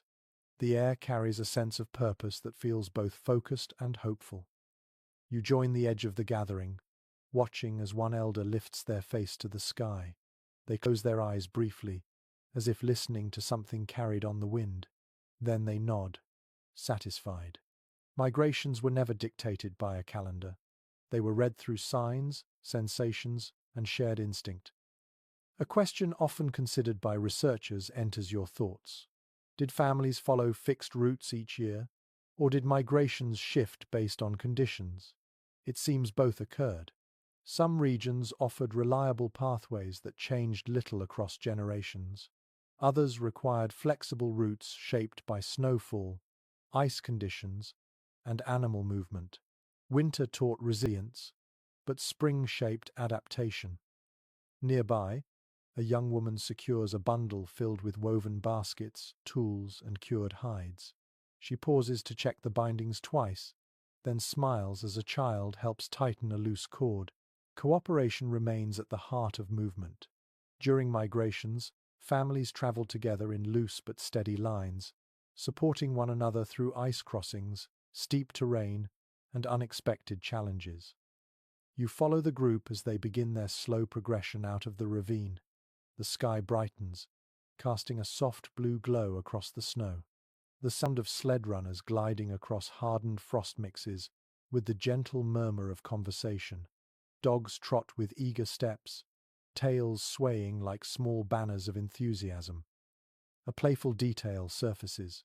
Children often competed to spot the first true sign of spring during migration, whether a patch of earth showing through snow or the distant call of a returning bird. When the first sign appeared, they announced it proudly, and the group offered small cheers or light laughter to encourage the moment. You scan the ground as you walk, half hoping to spot such a sign yourself. The trail leads you through a narrow pass between two rocky outcrops. A gust of warmer air brushes your cheek. It surprises you, almost enough to make you stop. Warmth in winter tastes unfamiliar. You smile at the sensation, imagining how families felt when they first sensed it after months of bitter cold. As you move beyond the pass, the land opens again into a wide terrace where the snow appears thinner. Here, parents show young ones how to prepare for the next camp. They demonstrate how to test ground stability, how to choose sheltered areas, and how to distribute weight evenly on sleds to prevent tipping. The lessons blend into movement, becoming part of the journey itself. You continue beside them, feeling the ground beneath you shift from deep drifts to firmer layers. The sound of dogs barking lightly echoes in the distance. A few birds flutter overhead, their wings slicing the air with crisp strokes. More signs, more cues. The path begins a gentle ascent toward another ridge, and as you climb, the horizon glows with a warmer shade. It is not yet spring, but the promise of it floats in the cold. Families adjust their gait. Sleds slide more easily. Spirits lift. At the top of the ridge you pause. Below lies a sprawling expanse where new routes will open as snow thins and light strengthens. This is where winter shifts from deep endurance to quiet preparation. Beyond this ridge lies the world of creativity, where families settle briefly and transform winter stillness into a workshop of tools, art, and resourceful invention. With the wind brushing softly against your cheek, you step forward into the next stage of winter's long journey. You step down from the ridge and enter a quieter landscape where the snow lies in broad, gentle swells that catch the morning light like brushed silk. The wind softens further here, flowing around you instead of pressing against you, as if the land itself is offering a moment of calm. In this stillness, you sense a different rhythm beginning to emerge. The urgency of migration fades slightly, replaced by the quiet pulse of creation. Winter travel is not only about moving through the cold, it is also about shaping, repairing, and crafting the tools that carry families safely from one season to the next. You walk toward a cluster of low shelters arranged around a shallow depression in the snow. Smoke rises from a few small hearths, drifting upward in thin spirals before dissolving into the pale sky. The air is filled with a subtle blend of scents: smouldering wood, warmed hide, and the faint sharpness of scraped bone. These smells guide you toward the heart of winter craftsmanship. You approach the nearest shelter and see two figures seated on a wooden plank placed across the snow. Between them lies a pile of raw materials: antler sections, small logs, stone flakes, and bundles of sinew. Their hands move with slow, practiced ease as they shape these materials into tools. One carves a smooth curve into a piece of wood, shaving away thin curls that fall onto the snow like tiny, curled petals. The other wets a length of sinew with careful patience, preparing it for binding. A grounded observation from traditional practice settles gently into your thoughts. Winter was often the ideal time for tool making. The cold preserved hides and fibers, making them easier to store. The long nights provided hours for quiet, concentrated work, and the stillness of the season encouraged focus. Many of the tools used during the rest of the year were shaped during these months of frozen calm. You kneel beside the workers, watching closely. The carving continues with steady rhythm. Each movement is deliberate, shaped by both experience and instinct. The wooden piece gradually takes the form of a bow stave. Its curve follows the natural grain, guided by the maker's eye. You notice small marks along the wood, where the artisan has tested its flexibility. Winter bows were often crafted with particular attention to the cold, since freezing temperatures could crack less skillfully made pieces. You imagine the satisfaction of holding a finished bow, knowing it was shaped with patience and deep respect for the material. Beside the carver, another worker threads sinew through a small bone handle. Their fingers move briskly despite the cold. They tighten the binding, then smooth it with a small stone that fits perfectly in their palm. This tool might become a scraper, or a handle for a blade, or something else entirely. You feel a sense of wonder at how many different purposes a single piece of bone or wood can serve when guided by creative hands. A lesser-known detail rises into your thoughts.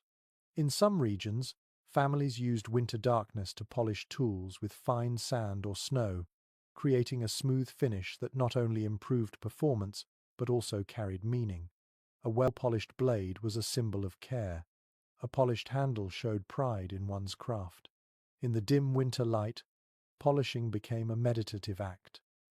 You rise and move toward another shelter where a few children sit beside an elder. The elder holds a length of rawhide and stretches it slowly between their hands. The children watch with serious expressions, mimicking the motions as they practice softening smaller strips. Rawhide stiffens easily in winter, so it must be worked gently to remain usable. The elder explains each movement with quiet patience. You see how winter becomes a school for fine motor skills, as important as the lessons learned earlier in the clearing. Nearby, a pair of adults work on a sled runner. The wood lies across two supports, and one of them scrapes its surface with a sharp stone blade. The other heats a small pot over a fire, melting animal fat until it turns into a glossy liquid. They dip a smooth cloth into the warmed fat and apply it to the runner with steady strokes. This layer will protect the wood and help the sled glide more easily across snow. You imagine the difference a well-treated runner can make on long journeys, saving both energy and time. A quiet question surfaces in your thoughts, one that researchers have sometimes pondered. How much of winter craftsmanship was planned well in advance, and how much emerged spontaneously as needs arose? Some tools were crafted yearly in predictable cycles. Others were created only when unexpected challenges appeared. The winter workshop existed in a space between routine and improvisation, shaped by the season's demands. You wander toward another fire where someone is shaping a fishing spear. They carve barbs into the head of the spear, checking each angle carefully. Winter fishing through ice required precision. A spear too smooth might slip out of a fish's grasp.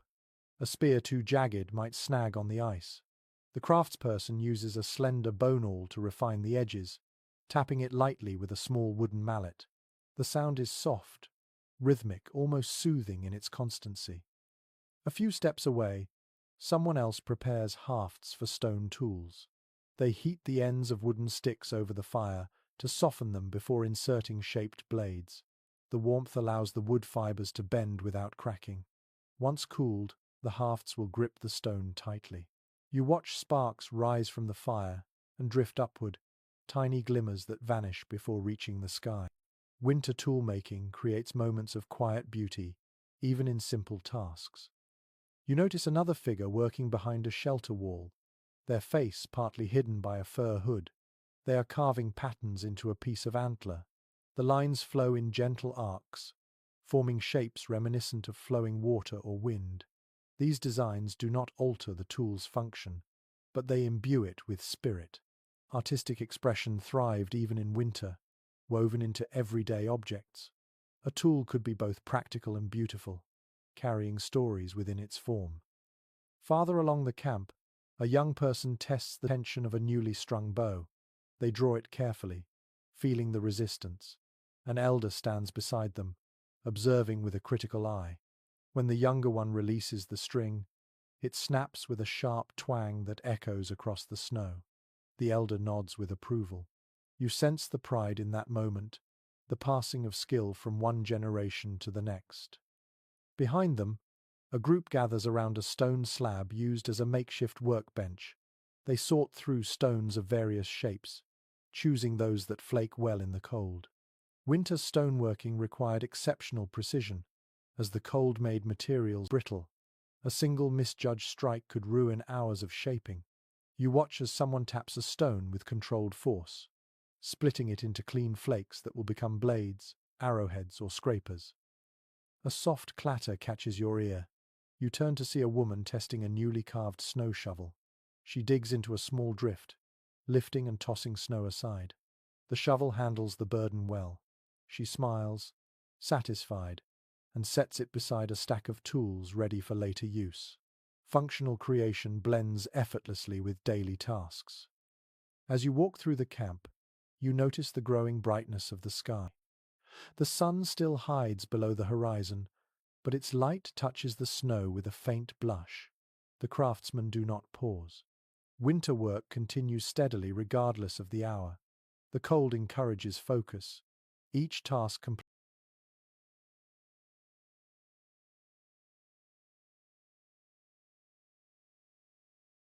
completed with deliberate care. Finally, you step to the outskirts of the camp and look back. The scene feels warm despite the cold air. Fires glow softly. Hands shape bone, wood, and hide. Voices murmur with instruction and encouragement. Winter has become a workshop, shaping tools that ensure life continues smoothly across the seasons. You turn toward another trail leading into a wide clearing.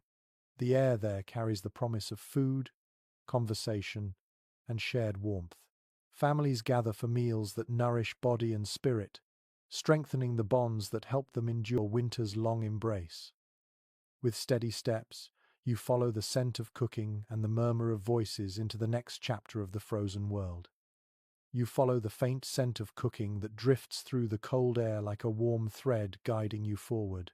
The snow brightens under the rising light, and the sky takes on a soft, pale gold that reflects gently across the landscape. As you approach the clearing, you hear the quiet murmur of voices and the low clatter of wooden bowls. The sound feels welcoming, like a gentle invitation to step into warmth after miles of silence. The clearing opens before you to reveal a small cluster of families gathered around several fires. The flames dance in slow patterns, their glow reflected in the eyes of those seated nearby.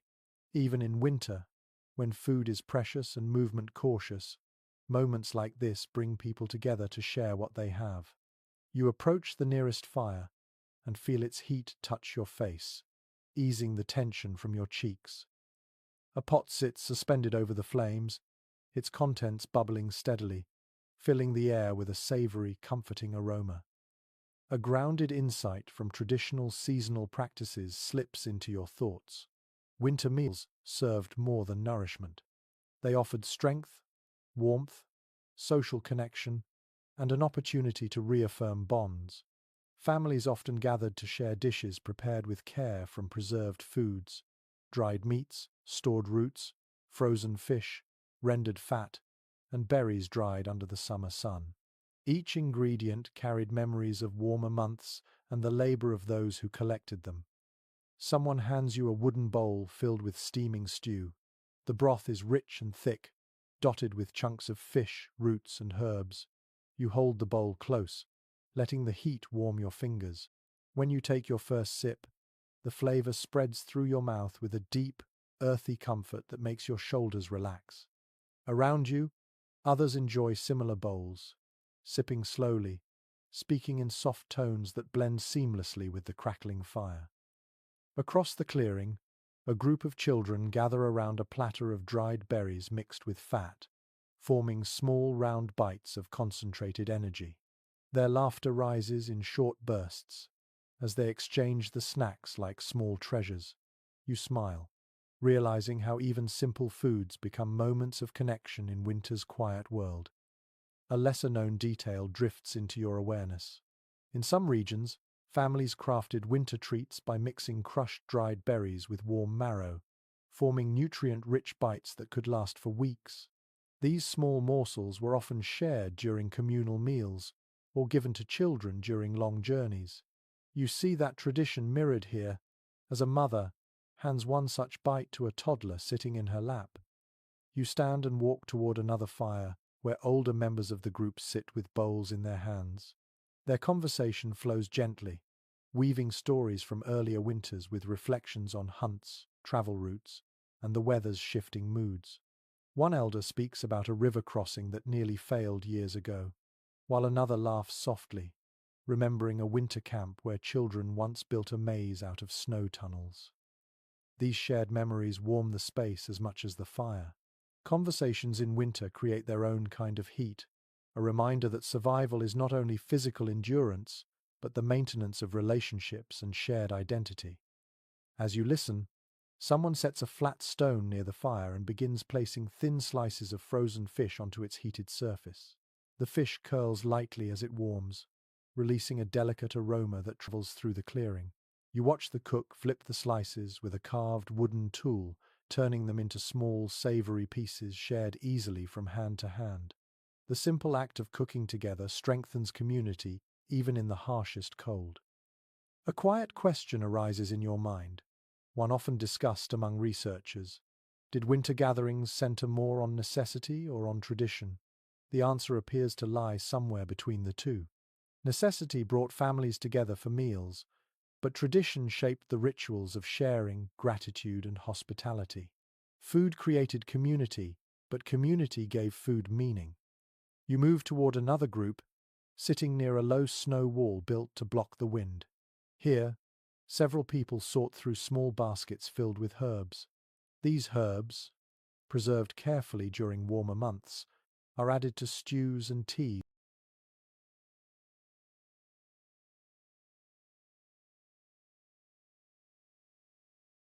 to enhance their warmth. A woman holds up a bundle of dried mint, explaining to a younger listener how the herb warms the chest and lifts the spirits during long nights. Her voice carries the cadence of knowledge passed down lovingly. Near the far side of the clearing, two men scrape ice from a large frozen slab that was once part of a fish storage cache. They chip away thin flakes that melt instantly on contact with the warm bowls. Such ice was often stored intentionally during deep winter, kept buried under layers of snow to ensure it remained clean. Even ice could be treated as a resource when used thoughtfully. The fires continue to crackle. People shift closer to one another as they finish eating, gathering in small clusters to share more stories. A young person plays a soft rhythm on a drum, tapping with gentle fingers. The beat is steady, not meant for ceremony, but for simple companionship. The sound creates a soothing pulse that settles over the clearing, filling the air with a feeling of safety. A curious detail flickers into memory. In some families, winter meals were accompanied by quiet games or riddles asked around the fire. These were not competitions, but small mental exercises to keep minds sharp during long periods indoors. You watch now as a man poses a riddle to a group of children, who tilt their heads thoughtfully before bursting into giggles when one of them guesses the answer. After some time, the fires begin to settle into glowing embers. People move slowly, stretching, adjusting cloaks, preparing to pack supplies, and continue their journey. The meal has done its work. Bellies are full, spirits lifted, and warmth shared generously. You walk toward the edge of the clearing and look back one last time. The scene glows like a living painting. People stand close together. Children cling to parents' hands. Tools and bowls are gathered neatly. The fires pulse with soft orange light. These shared meals are not merely moments of nourishment, they are moments of renewal. They carry families through the cold, with reminders of belonging, gratitude, and shared strength. You turn away from the clearing and face the path ahead. The sky brightens steadily, hinting at a day that will feel just a little warmer than the last. The land stretches before you, waiting to reveal the next lesson of winter, the quiet, flickering moments of hope that help families endure even the harshest freeze.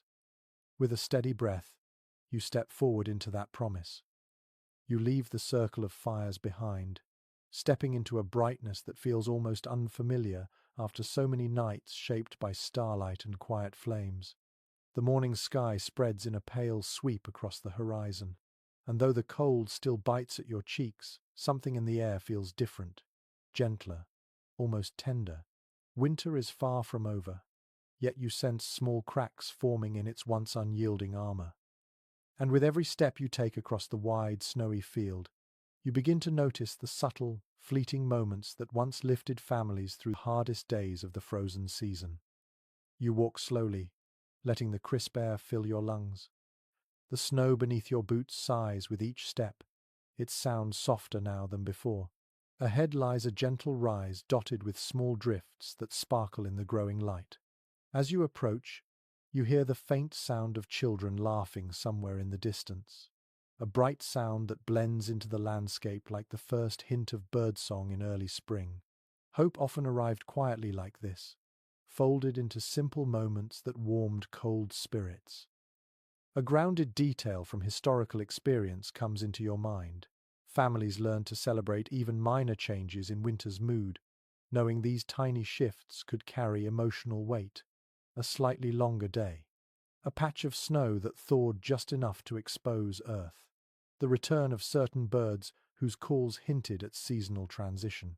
These moments reminded people that harshness was temporary, and that winter would eventually release its hold. You reach the top of the rise, and pause. Below, the land rolls out in gentle waves, and on one of those waves sits a group of children carving small shapes into the snow with sticks. Their hands move quickly, creating lines and swirls that twist into recognizable figures. A moose, a fish, a family huddled beneath a roof of snow. The drawings melt slightly under their warm touch, leaving dark outlines where the sun kisses the surface. You watch for a moment, recognizing how creativity flourishes even in the coldest places. Small joys are as vital to survival as food or fire. A lesser-known detail drifts into your awareness. Some families used snow drawings as quiet seasonal rituals, offering gratitude or marking milestones. Children especially embraced these moments, not fully understanding the symbolism but appreciating the joy of shaping the world around them. Their play acted as a reminder that life continued even in the deepest freeze. You walk down the rise and pass a young couple tending a set of traps near a cluster of trees. They speak softly to each other, sharing a brief joke that makes them smile. The humor is gentle, but its warmth spreads easily between them. Laughter in winter served as a kind of medicine, easing the weight of long nights. You nod at them as you pass. They return the gesture, their eyes bright with resilience. Nearby, an elder kneels beside a small pot where a mixture of herbs simmers lightly. A young person sits beside them, listening as the elder explains which herbs lift the spirit during difficult months. Their voice carries a calm rhythm, and as they speak, the scent of warming tea drifts upward, filling the air with a sweet earthiness. You know this aroma well by now. It feels like a promise that the cold cannot reach everything. As you continue walking, you notice a cluster of footprints leading toward a frozen pond. Curiosity guides your steps. When you arrive, you find a group of people standing together at the pond's edge, watching the surface shimmer under the rising sunlight. A thin layer of frost has formed in swirling patterns, creating delicate arcs and spirals that glow faintly like etched glass. Someone murmurs that these marks look like the sky reflected on the ground. Another laughs softly, saying winter likes to draw its own stories when no one is watching. You step closer and inspect the frost carefully. Its shapes are intricate, as though the cold itself decided to play for a moment rather than impose its usual severity. These small wonders often went unnoticed during the busiest parts of winter, but when families paused long enough to see them, their hearts lifted. Sometimes, survival was not about grand strategy, but about remembering to notice beauty. A thought flickers in your mind, one that researchers sometimes reflect upon. Emotional resilience in winter did not come only from physical endurance or communal structure. It also came from these seemingly insignificant moments of lightness and wonder. The human mind, like the body, requires nourishment. Hope grows from small sparks. You leave the pond and follow the path toward a cluster of low spruce trees. Their branches glitter with beads of ice that catch the sunlight, turning them into natural chandeliers that sway gently in the breeze. One tree holds a bundle of feathers tied carefully to a branch. You pause. This small decoration feels intentional. Families sometimes made simple ornaments from feathers or bark during long stretches of winter, marking days of significance or simply celebrating the chance to feel joy. These decorations did not need vibrant colors or elaborate shapes. Their meaning came from the hands that made them. A child approaches from behind you, carrying a small pine cone painted with red berry juice. They hold it up proudly, explaining that they made it to bring good fortune for their family's migration south. You smile and thank them for sharing. The child beams before running back to join the others. Small traditions like this carried entire communities through the cold, reminding young people that hope was something they could create with their own hands. Further ahead, a pair of elders sit together on a fallen log. One holds a small drum and taps a faint rhythm, while the other hums a tune too soft to be called a song. The melody flows like warm breath, filling the space with a peace that settles into your bones. Winter music did not always require ceremony. Sometimes, a few notes hummed in quiet companionship were enough to brighten the world around them. You stand beside the elders for a moment, listening. The rhythm pulses gently through the clearing. Snow shimmers. The air feels warmer than before. You sense how powerful small comforts can be when the world feels heavy. As you prepare to move on, the drumbeat softens into silence. You look toward the distant hills and feel the next stage of winter pulling you forward. The sun climbs higher, casting new light across the snow. Families are preparing to pass knowledge onward, teaching resilience not only through labor and skill, but through the stories and gentle traditions that echo across generations. You take one last breath of the warm scented air before stepping toward the land where wisdom crosses time, held quietly between generations. You walk toward the rising light, leaving behind the echoes of laughter and the soft hum of winter songs. The air carries a feeling of change, not dramatic or sudden, but subtle and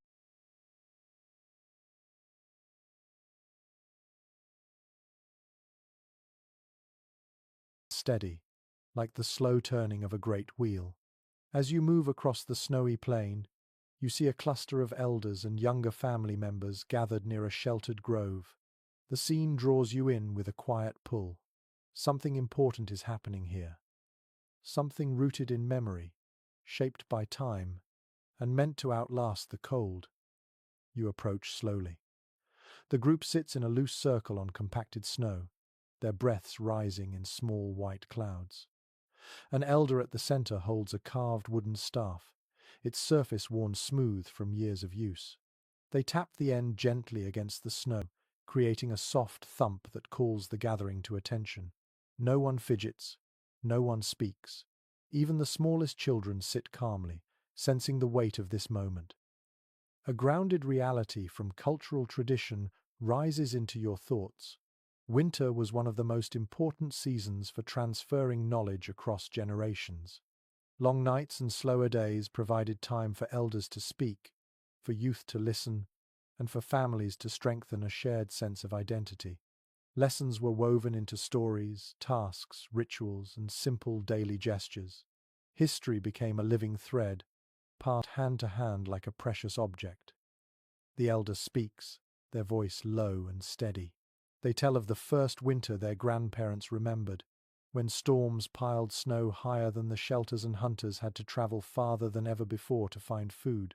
They explain how unity carried the community through that season, how every member shared what they had, and how no one was left behind.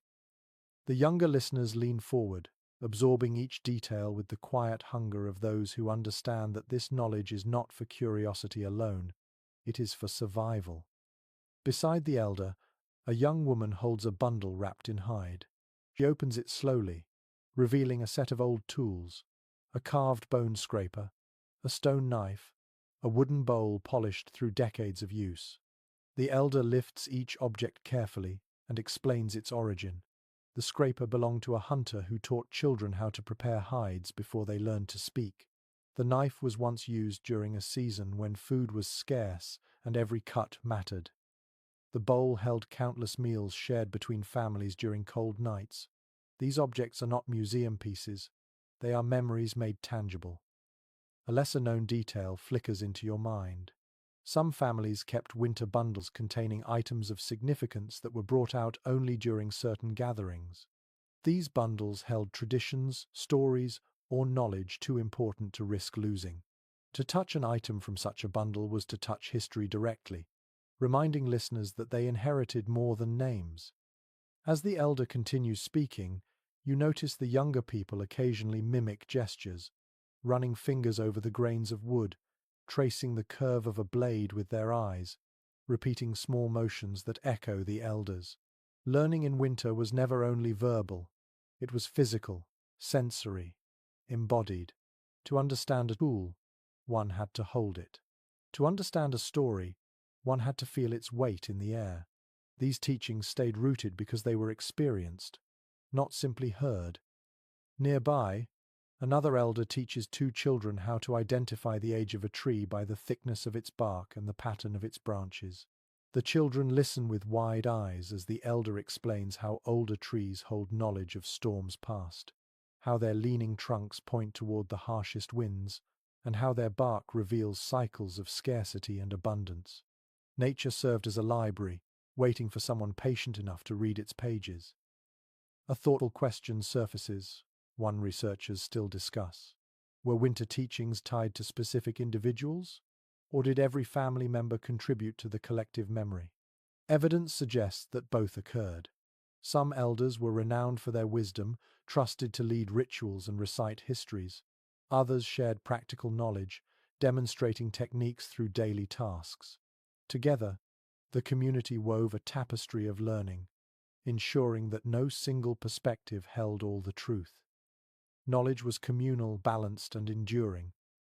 You sit beside the group as the lessons shift from stories of the past to preparations for the future. The elders explain how to identify safe spring camps, how to read the first meltwater, how to listen for the subtle gurgle of rivers waking from winter sleep. These teachings pair memory with anticipation, showing that survival depends not only on remembering the past, but on preparing for what is yet to come. A young boy speaks up shyly, asking how families survived a season when games seemed to vanish for weeks. An elder answers with calm patience, describing a winter when traps yielded little and fish avoided the ice holes. During that time, families pooled resources, relying on stored fat, dried berries, and food caches hidden under marked drifts. They remembered that scarcity was temporary, and that resilience came through cooperation, not fear. The boy nods slowly, absorbing the lesson. In another corner of the grove, a group of teens practices tying knots with sinew under the guidance of an older hunter. They fumble at first, but the elder corrects them gently, showing how to tighten each loop with controlled tension. Knot-making may seem simple, but in winter it holds shelters together, secures loads on sleds, and binds tools that might otherwise fall apart. Precision matters. The teens practice again and again until their knots hold firm. You watch as one elder lifts a small carved figure from the snow. It represents an ancestor who traveled these lands long before memory. The elder passes the figure around the circle, encouraging each person to hold it for a moment. The gesture carries quiet, meaning the past is not distant. It is carried by every hand in the present. You hold the figure when it comes to you, feeling the smoothness of its surface, shaped by countless fingers across countless winters. As the gathering continues, the sun rises higher, casting long beams of light that streak across the snow. The elders conclude the lesson with a brief moment of silence. Everyone closes their eyes, breathing in the cold air, honoring the memories shared. Then they rise, stretch their arms, and begin preparing for the next phase of their journey. You stand as well, warmed by something deeper than fire. The air feels full, as though the teachings hang around you like a soft cloak. This knowledge, passed carefully across generations, is the thread that weaves families through winter. It binds past, present, and future in a steady line. As the group disperses, you follow a path leading beyond the grove. Ahead, the snow brightens and the sky widens. Winter is not ending yet, but its grip is loosening. Something new awaits on the other side of these teachings, a moment of release.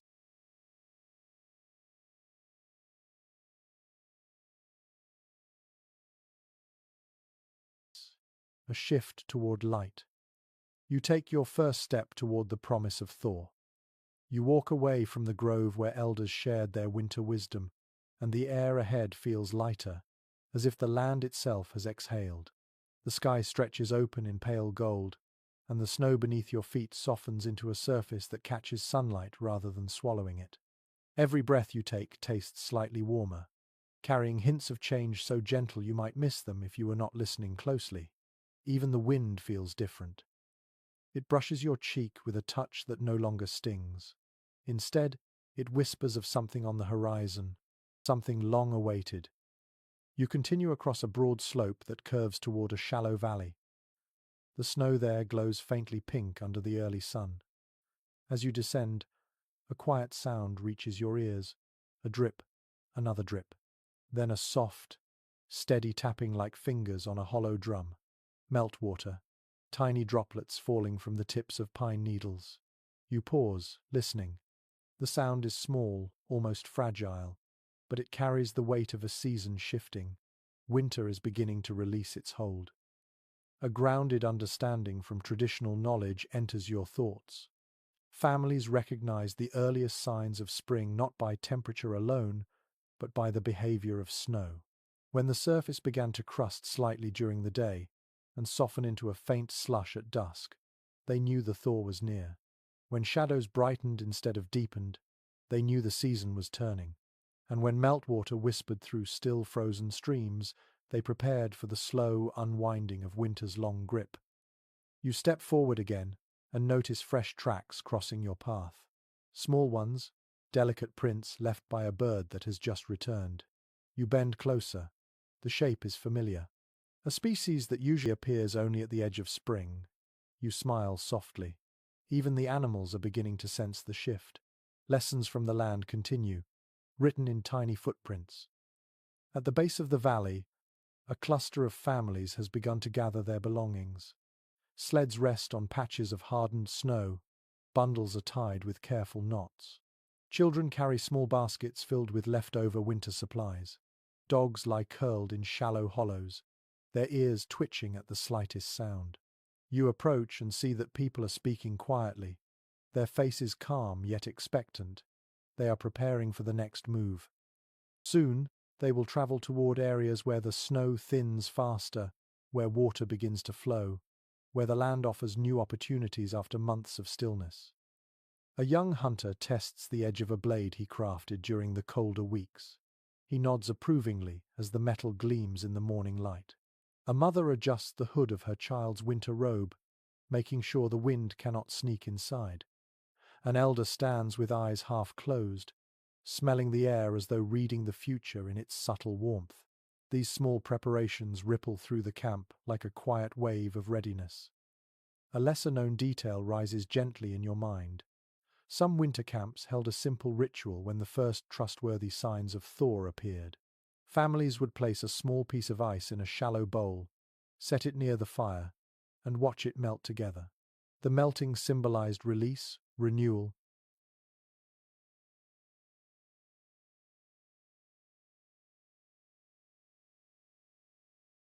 and the return of lighter days. You imagine such a bowl somewhere nearby, its ice slowly surrendering to the soft heat. You wander through the camp, feeling the low hum of activity. No one rushes. Winter has taught patience. Every movement unfolds with calm purpose. Someone smooths the runners of a sled with a final layer of animal fat. Someone else checks the bindings of snowshoes that will soon see less use as the ground changes. Two children chase each other between snowdrifts, their laughter echoing in the thinning air. Hope moves among them like a quiet animal, padding gently from person to person. You step toward a narrow rise beyond the camp. From its top, you can see the land stretching outward in ripples of white, the edges already touched with hints of new color. Patches of pale brown earth peek through the melting snow. Clusters of trees shine with droplets. A bird takes flight, its wings slicing the cold with easy grace. You stand still, letting the view settle into your memory. This is the moment winter loosens, the moment families welcome the first breath of transition. A thought touches your mind, one that researchers often consider. The end of winter was not a single moment, but a gradual shift experienced differently each year. Some winters melted reluctantly, holding on even as the sun rose higher. Others softened quickly, releasing snow in wide sheets of glittering slush. And some seasons hovered in between, testing the patience and adaptability of all who relied on the land. The truth of winter's end was always written slowly, never rushed. You look back toward the camp and see the final preparations taking shape. People are lining up their sleds, adjusting packs, gathering children, and offering short final blessings for safety. A soft murmur of anticipation fills the air. Not excitement exactly, something steadier, something rooted in gratitude. Winter has been endured, lessons have been learned, stories have been shared, tools have been shaped, and now the path opens toward warmth. You walk back into the circle of families. An elder steps forward and lifts their hand gently toward the sky. They speak a few quiet words, thanking the season for its teachings and asking for safe passage into the next one. Their voice